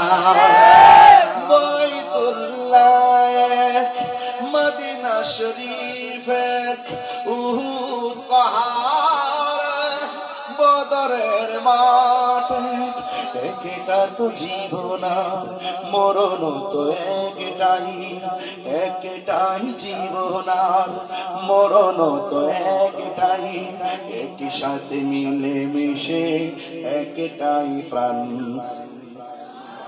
তবে কেন এক নও হে মুসলমান, এক হও এক হও করি আহ্বান। সুবহানাল্লাহ, জোরে কর। আমার যুবক ভাইয়েরা, কবরে চলে গেল 100 বছর আগে, কেউ এখনো কবরে আছে না নাই? কবর যাওয়ার পরে 3 দিন পরে কি হয় খবর রাখেননি? কবর যাওয়ার পরে 3 দিন পর আপনার কি হবে জানেননি? কবরে যাওয়ার পর আপনি যখন কবরের মধ্যে যাবেন, কবরে যাওয়ার 3 দিন পরে আপনার নাকের গোড়াটা পচে যাবে, নাকের গোড়াটা পচে যাবে। পচনটা বের হলে অনেকে মনে করে কবরে যাওয়ার পরে পেটটা বোঝা আগে ফুটটা যায়। না না না না, কবরে যাওয়ার পর 3 দিন পরে কবরের নাকটা পচে যায়, ভিতর থেকে পোকামাকড় গুলো নাক দিয়ে বের হয়, বের হইয়া হইয়া সব পোকামাকড়ের খবর দেয় একটা মন মতন খাওন পাইছি। 3 দিন পরে নাকটা পচে যায়। 6 দিন পরে কি হয় জানেননি? 6 দিন পরে আপনার হাতের নখ গুলো খুলে পড়ে যায়। 9 দিন পর কি হয় জানেননি? 9 দিন পরে আপনার মাথার চুল গুলো খুলে পড়ে যায়। 17 দিন পরে কি হয় জানেননি? আপনার পেটটা ফুলে ফুটে যায়, চোখ গুলো ফুটে যায়। তারপর আপনার হাড্ডি থেকে গোশত গুলো আলাদা হয়ে যায়। ইতিহাস প্রমাণ করে, দলিলে প্রমাণ করে 60 বছর পর্যন্ত কবরের ভিতরে হাড্ডি গুলা পড়ে থাকে, হাড্ডি গুলোর অংশ থাকে। 60 বছর পরে মাটির সঙ্গে হাড্ডি গুলা পর্যন্ত হারিয়ে যায়। এর দ্বারা প্রমাণ হয়ে গেল 100 বছর আগে যারা মরছে তাদের কবরে হাড্ডির কোনো খবর নাই। আমি পরে থাকলে আমার খবর থাকবে না। একদিন নয়, 2 দিন নয়, আমার নবী আপনার নবী বলেন কবরের ভিতরে বেনামাজির শাস্তি হবে বেশি। বেনামাজির জন্য 3টা শাস্তি হবে। 1 নম্বর শাস্তি হলো ডান পাশের মাটিটা গো এক প্রান্তে যাবে, বাম পাশের মাটিটা আরেক প্রান্তে চলে যাবে। 2 পাশের মাটি এসে তোমাকে এমন জোরে একটা চাপা মারবো, তখন বান্দা কবরের ভিতরে এমন জোরে আল্লাহ গো ডাকটা মারবো, ও আল্লাহ এত আযাব আর সহ্য হয় না, আল্লাহ আমার আবার দুনিয়াতে পাঠাও, আমি আবার নামাজ পড়বো। আল্লাহু আকবার কোন না কেন? আমি আবার নামাজ পড়বো। আল্লাহ ডাক দিয়ে কই সুম্মা ইলাইহি তুরজাউন, আমি আল্লাহর কাছে মরণের মাধ্যমে ফিরে আসলে আর দুনিয়াতে যাওয়া যাবে না। এবার বেনামাজি 3টা শাস্তির মধ্যে একটা হলো কবর মাটি চাপা মারবে। আমার নবী বলে হাড্ডিগুলা ডান পাশের হাড্ডিগুলো বাম পাশের হাড্ডির ভিতরে ঢুকে যাবে, বাম পাশের হাড্ডিগুলো ডান পাশের হাড্ডির ভিতরে ঢুকে যাবে। এমন ভাবে যখন ঢুকে যাবে আল্লাহ রাব্বুল আলামিন কবরের ভিতরে আপনাকে শাস্তি দিবে। নবী বলতেছেন 2 নম্বর শাস্তি হলো, 2 নম্বর শাস্তি হলো কবরের ভিতরে জাহান্নামের আগুন ঢুকাইয়া দেওয়া হবে। ওই মরিয়ম নগরে যদি আগুন লেগে যায়, ফায়ার সার্ভিস আগুন নিভাইতে আসবে, অথচ মরিয়ম নগরের পাশে এত বড় একটা গোরস্থান রে বাবা, এই গোরস্থানে অনেক মানুষ কান্না করতেছে, আমরা শুনি না। অনেকে আযাবের মধ্যে বাঁচাও বাঁচাও বাঁচাও বলে কান্না করে, কিন্তু আমরা শুনি না। দুইটা প্রাণী কবরে আযাব আওয়াজ শুনবে না, একটা হলো মানুষ আর একটা হলো জিন। এই 2 জাতি কবরে কান্নার আওয়াজ শুনবে না। আল্লাহর হাবিব ডাক দিয়া কয় পৃথিবীর মানুষ, কি পৃথিবীর কোন মানুষ যদি কবরের আযাবের আওয়াজ শুনতো তার কানের পর্দা ফেটে যেত আর রক্ত ক্ষরণ হতে হতে মারা যাইত। এমন ভাবে কোটি কোটি বছর আপনি কবরে পড়ে থাকবেন। আপনি মনে করতেছেন তার হিসাবে বুঝি কেউ বলবে না। 300 বছর লাগবে না, 100 বছর লাগবে না, আমার আমার আমার বংশধররা আমার নামটা পর্যন্ত মনে থাকবে না। মনে থাকবে, মনে থাকবে।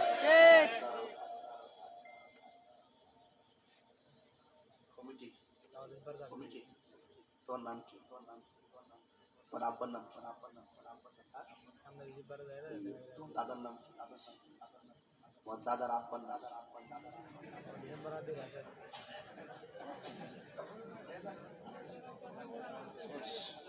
100 বছর বাড়ি ছিল গেলাম, সব বলে 150 বছর বাড়ি খাইছে না, দাদার বাপের নাম জানে না।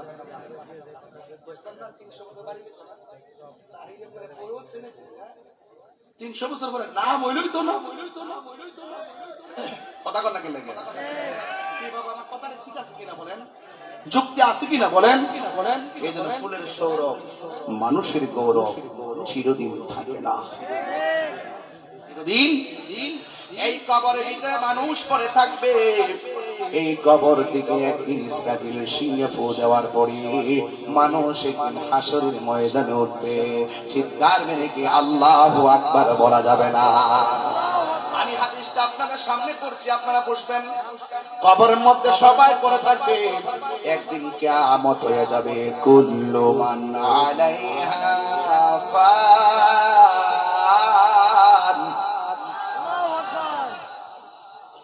তুমি কি কষ্ট পাইছো মানে রাগ করছো সত্যি করে বই পাইছে না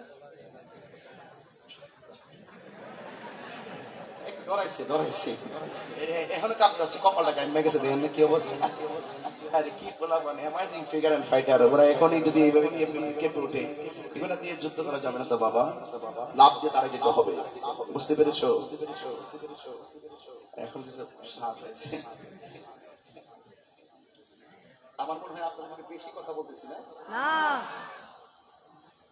বলুন তো দেখি কবর থেকে মানুষ কি কাফনের কাপড় পরে উঠবে নাকি উলঙ্গ আরো বড় করে বলে না কেন এখন তো একটা সিরিয়াস ওয়ার্ড আর একটা পর্ব শুরু হবে এটা অনেক ভয়াবহ এটা কি অনেক ভয়াবহ এবং করুণ ওই ওয়াজের ভিতরে আমি পর্দাটা ঢুকাবো ইনশাআল্লাহ কোন গেলে আর একটু লম্বা হলে ওয়াজ একটু বাড়লে অসুবিধা হবে আপনাদের আর 10 মিনিট বাড়লে অসুবিধা হবে আমি ভাবছিলাম যে একটাই শেষ করব কিন্তু পারবো না কারণ আপনাদের প্রেম দেখা আমার ওয়াজ ছাড়ার খেয়াল হচ্ছে না আর সব ভুলিব ভুলতে পারি না ভুলিনি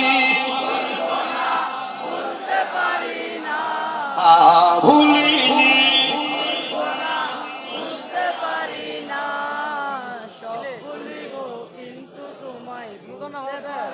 না সব ভুলিব বাবা বলেন একটু পরে বলবো গজলগুলো কবর থেকে উঠবে কি কাপড় পরে নাকি কাপড় ছাড়া একটু আসেন দেখি দলিলে কি আছে ইউহশারুন নাসু মানুষ একত্রিত হবে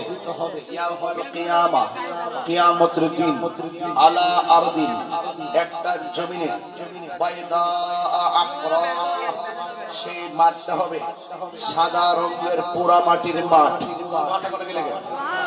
সেই মাঠটা কি হবে সাদা রঙের পোড়া মাটির মাঠ এরপরে হচ্ছে কাপুর সাদিন নাকি এবং যেই মাঠের মধ্যে কোনো গাছ থাকবে না এরপরে বলা হচ্ছে লাইসা ফিহা আলামুন লি আহাদিন এই অবস্থাটা শুধুমাত্র একজনের জন্য নয় হোক সে এমপি হোক সে মন্ত্রী হোক যে কোনো কিছু হোক না কেন আপনার সবার জন্য মাঠটা লেভেল হবে কাহার জন্য আলাদা হবে না বলুন মাঠটার মাটি হবে কোন রঙের সাদা আর মাটিটা হবে পোড়া মাটি মাটিটা হবে কি এই পোড়া মাটির ব্যাখ্যা হলো একবারে তামা হয়ে যাবে তামাযুক্ত মাঠে উঠবে এরপরে আরেকটা হাদিসের মধ্যে আসছে ইহশারুন নাসু ইয়াউমাল কিয়ামতি মানুষ কিয়ামতের মাঠে একত্রিত হবে মুফাতান উরাতান উলঙ্গ অবস্থায় খালি পায়ে খতনাবিহীন অবস্থায় চিৎকার মেরে আল্লাহু আকবার বলবেন না এটা খেয়াল করে একটু নামাই দেন আমার যুবক ভাইরা হাসরের মাঠে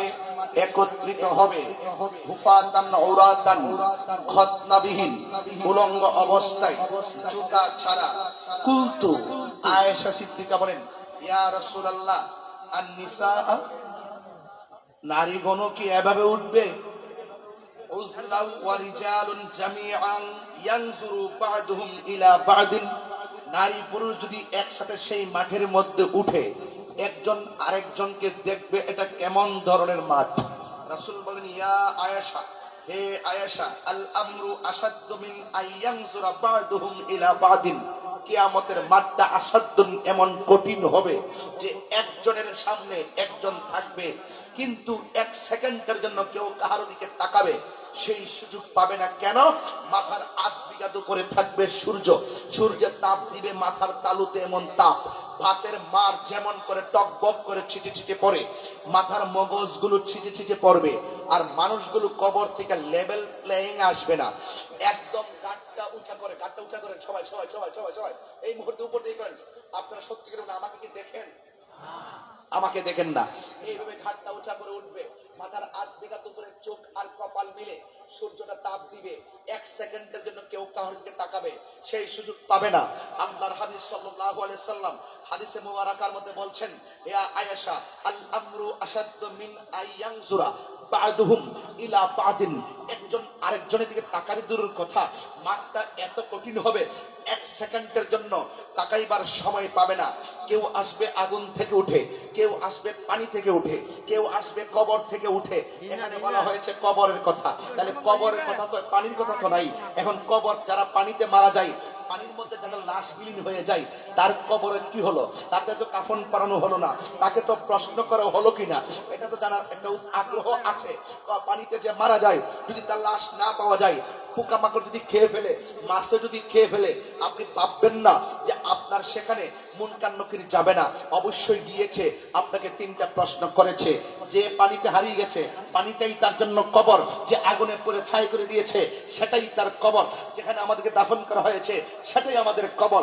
যে যেখানে বিলুপ্তি হয়েছে, সেখান থেকে বের হয়ে উলঙ্গ অবস্থায় আসবে। ওয়াইজাল কুবুর বুসিরাত, কবর থেকে বের হবে। বের হতে হতে যেই মাঠের মধ্যে আসবে, ওই মাঠের নাম হলো হাসরের ময়দান। আল্লাহর হাবিব সাল্লাল্লাহু আলাইহি সাল্লাম বলেন, ওই মাঠের মধ্যে কেউ গিরা পানিতে সাঁতার কাটবে, কেউ হাঁটু পানিতে সাঁতার কাটবে, কেউ কোমর পানিতে সাঁতার কাটবে, কেউ গলা পানিতে সাঁতার কাটবে। আপনি ভাববেন না যে গলা পর্যন্ত পানি হলে আমি ভদ্রভাবে দাঁড়িয়ে থাকবো, দাঁড়ানোর কোনো সুযোগ নাই। দলিলের মধ্যে পেয়েছি যে দুনিয়ার আগুন যত গরম, ওই ওই নদীর পানি, ওই ভাসনের মাঠের পানি আপনার নিজের শরীর থেকে ঝরবে। এটা জোয়ারের পানি হবে না, এটা নিজের ঘাম নিজে ঝরবে। যার পাপ যেমন তার পানি তেমন, যার পাপ যেমন তার নিচ থেকে পানি ঝরবে তেমন। কেউ গিরা পানিতে তার পাপ ছিল সেই রকম, কেউ হাঁটু পানিতে তার পাপ সেই রকম, কেউ কোমর পানিতে তার পাপ সেই অনুপাতে। এই জন্য ওই পানিটা কেমন হবে? কর্ণফুলী নদীর পানির মতো নয়, মেঘনা নদীর পানির মতো নয়। সেই পানিটা হবে দুনিয়ার আগুন যত গরম, তার চাইতে বেশি গরম হবে সেই জাহান্নামের ওই ওই ওই হাসরের মাঠের পানি। সমস্ত মানুষ থাকবে জুতাবিহীন, সমস্ত মানুষ থাকবে খতনাবিহীন, সমস্ত মানুষগুলো হাসরের মাঠে উঠবে, তাদের গায়ের মধ্যে কোনো কাপড় থাকবে না, বিভীষিকাময় প্রান্তর। আল্লাহর হাবিব বলেন, হাসরের ময়দান এমন একটা ময়দান হবে, ওই কঠিন মুসিবতে সব মানুষগুলো কাঁদবে একটা স্লোগান দিয়ে দিয়ে, নাফসি নাফসি বলে তারা চোখের পানি ফেলে কান্না করবে। এ যুবকের দল, তুমিও কাঁদবা নাফসি নাফসি, আমিও কাঁদবো নাফসি নাফসি। এখন এত বড় ময়দান, দিনের পর দিন যায়, রাতের পর রাত যায়, মাসের পর মাস যায়, কিন্তু কোনো দিন হিসাবও শুরু হয় না, কোনোভাবে হিসাব শুরু হয় না। এই গরম পানির মধ্যে একদিন নয়, 2 দিন নয়, 50,000 বছর দাঁড়াইয়া থাকবে। যার কথার দ্বারা হাসরের ময়দানে হিসাবের ফাইলটা চালু হবে, তিনি হলো তোমার আমার নবী রহমাতাল লিল আলামিন। আমার নবী আল্লাহরে ডাক দিয়া বলবে, আল্লাহ আপনি অন্তত হিসাবটা শুরু করেন। আল্লাহ হিসাব শুরু করবেন, কিন্তু সেই দিন বান্দাগুলা বড় বিভীষিকাময় অবস্থান করে যাবে। সন্তানের পাশ দিয়া মা যাবে, মা সন্তানকে পরিচয় দেওয়ার কোনো সুযোগ নাই। যুবকের দল, ওই মুসিবতের সময় তখন বান্দারা একজন নবীকে দেখবেন। যেমন বিদেশ গেলে দেশের একটা মানুষ দেখলে বড় ভালো লাগে, বিদেশে বিপদে পড়লে দেশের মানুষ দেখলে বড় শান্তি লাগে, দুঃখের কথা বলা যায়। হ্যাঁ বন্ধুরে, ওই কঠিন মুসিবতের সময় নীরব থাকবেন, নীরব নীরব, একদম মাথা লড়াইবেন না, চুপ থাকবেন, আর মনে মনে সেই ময়দানটার কথা চিন্তা করবেন। ওই মুসিবতের সময় হঠাৎ করে বান্দাগুলো একজন নবীকে দেখবেন, যেই নবীর নাম হলো আদম আলাইহিস সালাম। আদম নবীর গিয়ে বলবো, ইয়া আদম, আপনি তো আমাদের আদি পিতা, মেহেরবানি করে আপনি আমাদেরকে সুপারিশ করুন না। আদম নবী বলবে, আমি পারবো না। কই কেন নবী হইয়া পারবেন না? কই আল্লাহ আমারে বলছিল, ইয়া আদম উসকুন আনতা ওয়া যাওজুকাল জান্নাহ, হে আদম, তুমি তোমার স্ত্রী নিয়ে জান্নাতে বসবাস করো, তবে খবরদার লা তাকরাবা হাযিহি শাজারা, এই গন্ধম গাছের কাছে যেও না। আমি গিয়েছিলাম বলে যদিও আল্লাহ আমারে মাফ করছে, এরপর আমার বড় টেনশন লাগে, যদি আমার আল্লাহ কয় তোরা না করছিলাম গেছত কিল্লাইয়া, তাহলে আমি আল্লাহর দরবারে কি জবাব দেব? ইব্রাহিম নবী বলবেন নাফসি নাফসি। মূসা নবীর কাছে আমরা যাব, গিয়ে বলবো হ্যাঁ মূসা কালিমুল্লাহ, আপনি তো দূর পাহাড়ে গিয়ে আল্লাহর সঙ্গে কথা বলেছেন, মেহেরবানি করে আপনি আমাদের জন্য একটু সুপারিশ করুন না। মূসা নবী বলবে আমি পারবো না, ইব্রাহিম নবী বলবে আমি পারবো না, জাকারিয়া নবী বলবে আমি পারবো না, ইউনূস নবী বলবে আমি পারবো না, ইয়াহইয়া নবী বলবে আমি পারবো না, ইসমাঈল নবী বলবে আমি পারবো না। শেষ পর্যন্ত 1,24,000 পয়গাম্বর মতান্তরে কমার বেশ সবাই বলবে আমি পারবো না। হঠাৎ করে আমরা ময়দানে দেখব একজন নবী দেখা যায়, যেই নবী হয়ে দুনিয়াতে আসছিল, তার নাম হলো হযরত ঈসা রূহুল্লাহ। আমার নবীর উম্মত হইয়া শেষ সময় ইমাম মাহদী আলাইহিস সালামের সঙ্গে দুনিয়ায় থাকবেন। ও বন্ধুগণ, এমন একটা মুহূর্ত হবে ওই ইমাম হযরত ঈসা আলাইহিস সালাম হাসরের মাঠে থাকবেন। আমরা সবাই গিয়ে বলবো ঈসা গো, আপনি আমাদের জন্য একটু সুপারিশ করুন না। ঈসা আলাইহিস সালাম বলে আমি পারবো না, পিতা সারা জন্ম নিলাম মায়েরই গর্ভেতে, আল্লাহর বেটা কইলাই আমায় অনেক লজ্জা দিছে। আল্লাহ যদি কই ঈসা রে, তোরে আমি দুনিয়াতে পাঠাইলাম, তোরে আমার বেটা বলছে তুই কি করছস, তাইলে আমি কি জবাব দিব? নূহ নবী কই আমি পারবো না। কই কেন? আল্লাহ আমারে 4টা সন্তান দিয়েছিল, হাম শাম ইয়াফসিন কেনান, কেনান ছেলেটারে আমি লাইনে আনতে পারলাম না। আল্লাহ যদি কয় যে তোর ছেলেটারে কেন লাইনে আনতে পারলি না, আমি কি জবাব দিব? এই জন্য আমি পারবো না। ঈসা নবী কয় আমি যদিও পারবো না, সবাই তোমরা ফিরে দিছে, আমি যদিও পারবো না, তবে আজকে আসরের ময়দানে ওই তাকায় দেখো একটা সিংহাসন দেখা যায়, তাকায় দেখে একটা সিংহাসন দেখা যায়। সুন্নাত মান কাদ আরসালনা ক্বাবলাকা মির রাসূলিনা ওয়ালা তাজিদু লিসুন্নাতিনা তাহবিলা। আকিমিস সালাতা লিদুলুকি শামসি ইলা গাসাকিল লাইলি ওয়া কুরআনাল ফাজর ইন্না কুরআনাল ফাজরি কানা মাশহুদা ওয়া মিনাল লাইলি ফাতাহাজ্জাদ বিহি নাফিলাতাল লাকা আসা আইয়াবাসাকা রাব্বুকা মাকামান মাহমুদা। আল্লাহু আকবার, আল্লাহু আকবার। আযানের দোয়ার মধ্যে পড়ি اللهم رب هذه الدعوة التامة والصلاة القائمة آت محمد الوسيلة والفضيلة والدرجة الرفيعة وبعثه مقاما محمودا।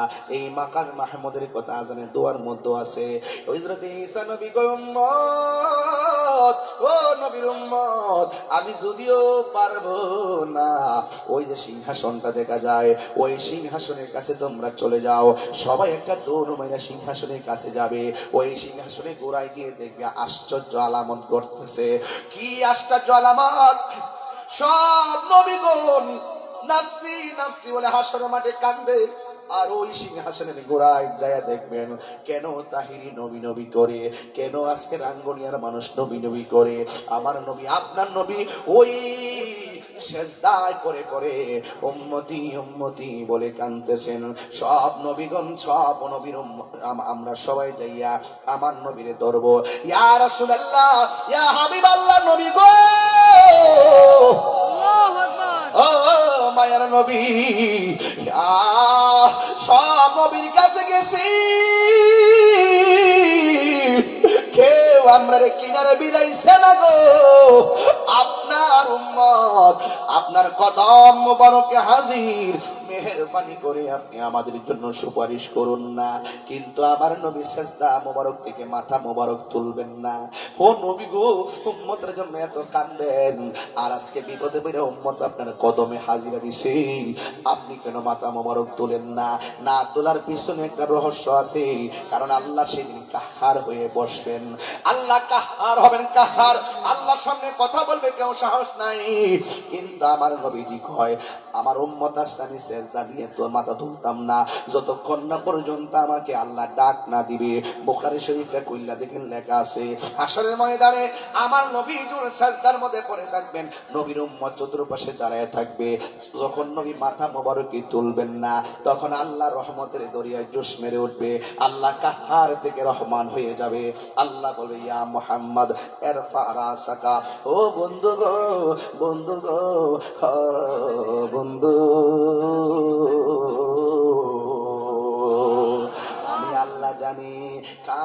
কত, আমি আল্লাহ জানি কার বদি কত, আমি আল্লাহ জানি কে জান্নাতি, জানি কি জানে না।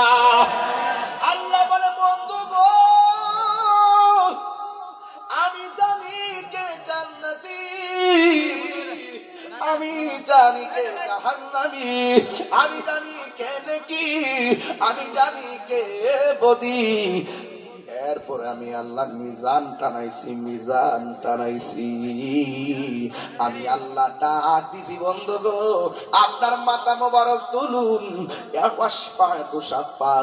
আপনি আমার জন্য আমার কাছে সুপারিশ করুন, আমি আল্লাহ আপনার সুপারিশ গ্রহণ করব। বন্ধু রে, আল্লাহকে বন্ধু, আমি আল্লাহ জানি কে জান্নাতি জাহান্নামী, তারপরেও টানাইছি মিজান, প্রমাণ করব আপনি নবীজি সম্মান। নবী সুপারিশ করার ক্ষমতা আছে না নাই? একটা দুঃখের কথা কইতাম রে বাজান, একজন হুজুর যার নাম আব্দুর রাজ্জাক বিন ইউসুফ, আহলে হাদিসের বড় হুজুর, সে সেই দিন ওয়াজের মধ্যে বলতেছে, আমার নবী সুপারিশ করব দূরের কথা, আমার নবী নাকি হাসরের ময়দানে নিজের জান লইয়াই টেনশনে থাকবো। হুশিয়ার সাবধান, আল্লাহ দিয়েছে নবীকে সম্মান, তোমার হিংসায় হবে কি? নবীর সহনে বেয়াদবি করলে আমল করে হবে কি? হাসরের ময়দান কোন নবী কথা বলতে পারবে না, মোর নবী কথা বলিবেন, নূর নবী কথা বলিবেন। বুখারী শরীফে কইলা দেখো না, আল্লাহ দিয়েছে নবীকে সম্মান। সুবহানাল্লাহ কোন কি লেখা? আমার নবী মাথা মোবারকটা তুইলা কইব, আল্লাহ গো আল্লাহ, আমার উম্মতের ভিতরে ঈমান আছে, আমলের ত্রুটির কারণে, নামাজ না পড়ার কারণে দুজকি হইয়া গেছে, আল্লাহ কি করব? আমি তাদের জন্য সুপারিশ করি। আল্লাহ কয় নিয়ে যান। নামাজ পড়ছে, পড়ার মতো পড়ে নাই, কিন্তু ঈমানটা তাজা আছে। আমার আল্লাহ বলবেন নিয়ে যান। আরো বড় করে কোন সুবহানাল্লাহ। নবী বলেন শাফাআতি লি আহলিল কাবাইর মিন উম্মতি, আমার উম্মত যদি বড় বড় গুনাহ কইরা লাই, ঈমানটা যদি তাজা থাকে, আমি নবী সুপারিশ কইরা তার জান্নাতে নিয়ে যাব। এই নবীর সুপারিশ আমরা চাই কি চাই না? নবী সুপারিশ করার ক্ষমতা আছে না নাই? নবীজিকে সেই ক্ষমতা দিয়েছেন কে?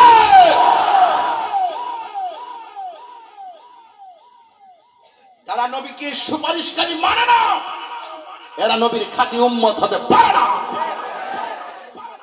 যারা নবীজিকে কবরে সশরীরে আগমন মানে না, এরা নবীর উম্মত হতে পারে না। ঠিক কিনা বলেন? নবী খবরে আসার ক্ষমতা আছে না নাই? নবীজি হাসরের মাঠে সুপারিশ করার ক্ষমতা আছে না নাই?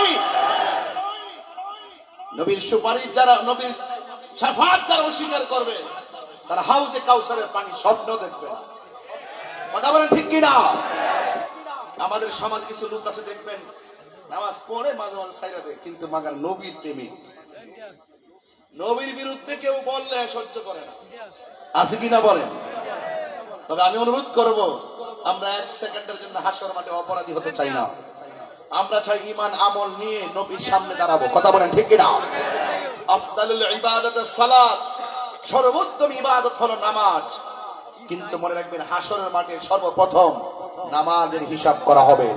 এই নামাজ আমরা চাই কি চাই না? আরো বড় করে বলেন, চাই কি চাই না?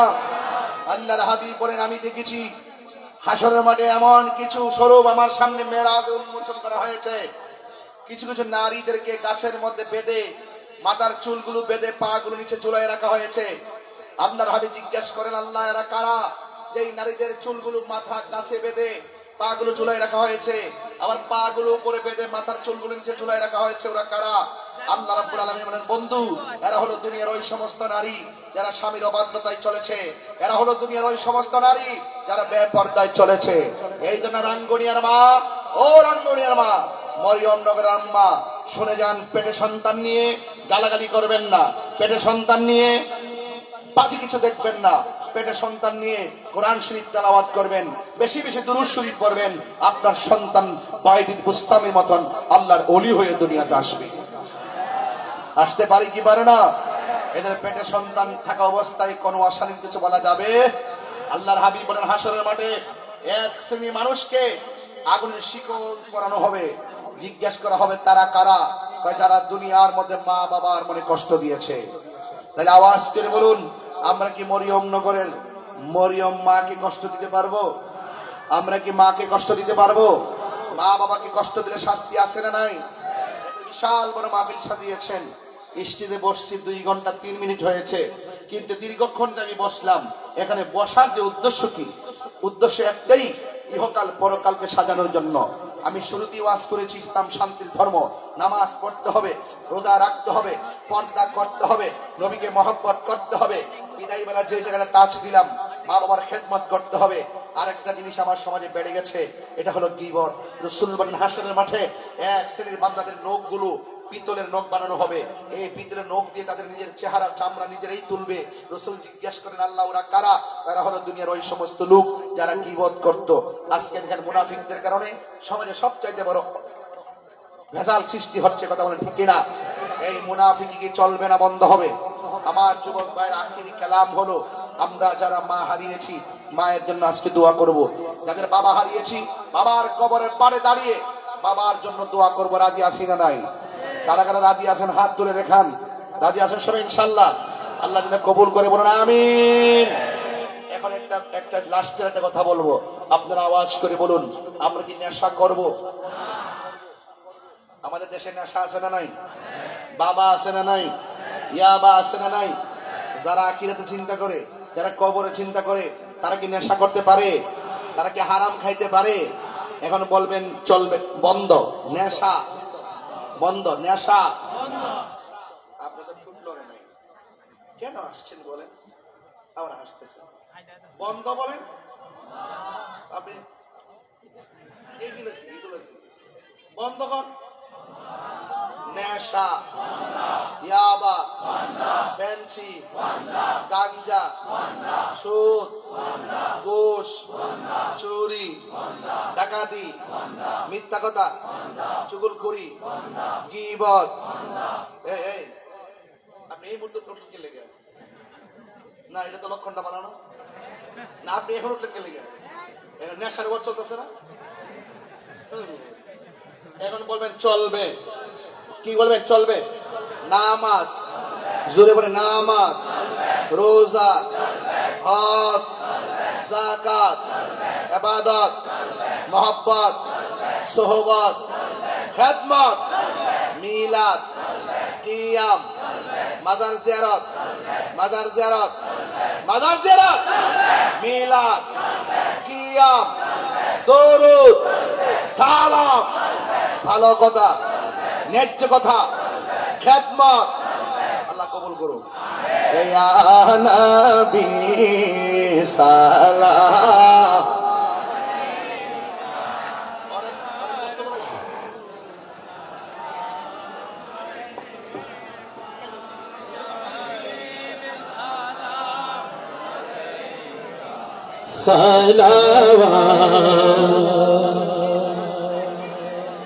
حبيبي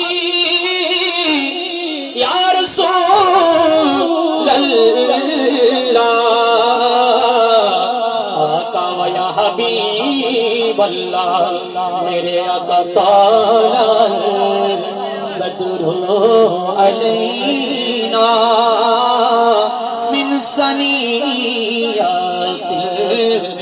الوداع وجب شکر علینا ما دعا للہ داعی یا نبی या रसूल या हबीब का सलवात हबीबी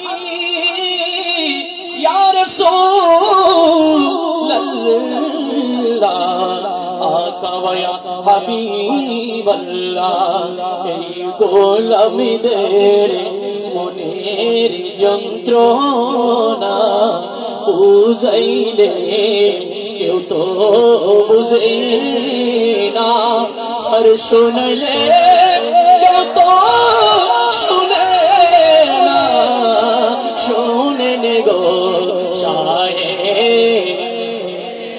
ইনায়া নবী কায়া রসূল ইয়া হাবিব মালাইকা সালাওয়াত গৌসে আজম ইমাম তোকা বন্নকা গৌসে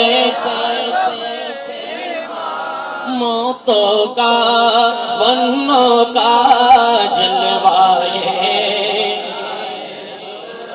ते पेला लाम शम्मे बज़ में खा जाए खाजिगा खाजा गरीबे निवास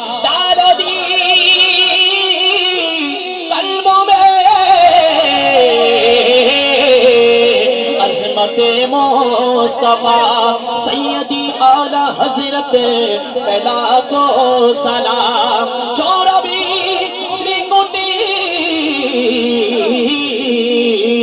आका तैयबर ताहिर साबिर शाह आशिके मुस्तफा अल्लामा गाजी शेर बंगला इमाम आहले सुन्नत पेला मुस्तफा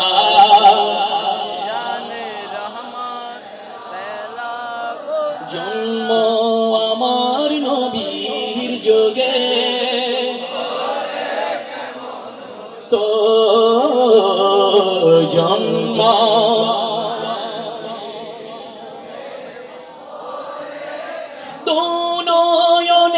रसूल पाक देखिले केमन हतो बोलो ना दोनो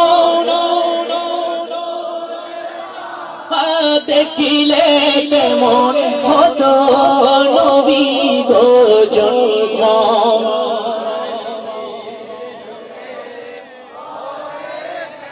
পড়েছি আমি নাতে রসুল পাশে দয়াল নবী নাতে রসুল শুনে নবী দিলেন মুস্কি হাসি পড়েছি আমি নাতে রসুল পাশে বসা নবী নাতে রসুল শুনে মুস্কি হাসি নবী যদি আমায় বুকে নিত নবী যদি আমায় বুকে নিত বিশ্ব কেমন হতো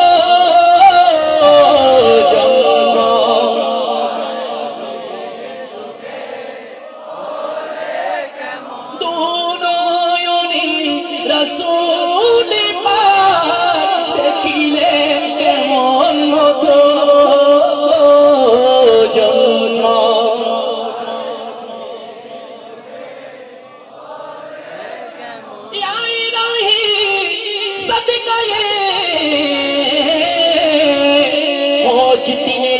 नबी का गुलाम या इलाही सदका ये नक्शे नालाइन पाके रसूल हो कबूल मदीने की चाँद मदीने की चाँद मदीने की चाँद मदीने की चाँद सलाम बलगल उला